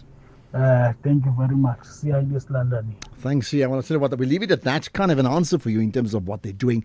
But all I can say to the contributions, thank you. Those who've WhatsApp, those who've voice note, text messages as well, those that have called in live, those that have tweeted as well. I mean, all of you, thank you so much. And someone says, Ashraf, I don't trust Donald Trump. He might wake up one morning at 2 a.m. and attack us with drones and fighter jets or stealth planes, obliterate our cities as an excuse to free enslaved Abo van der Merwe and Kokemoer van Tonda from his military bases in the Middle East of the occupied West Bank. Oh my goodness, do I take that seriously? Thanks for listening. Don't forget, 3 p.m. tomorrow, set the alarms, but listen to the podcast of all the great conversations we've had today and share it with your friends too. Here's Kolafelo Tefu, it's the news at 6. Accept me to say that she has a daughter who has hearing loss. Corruption in South Africa has reached disgraceful levels. First things first, let's get to my daily that's my point feature. So, did you see Cristiano Ronaldo cry yesterday?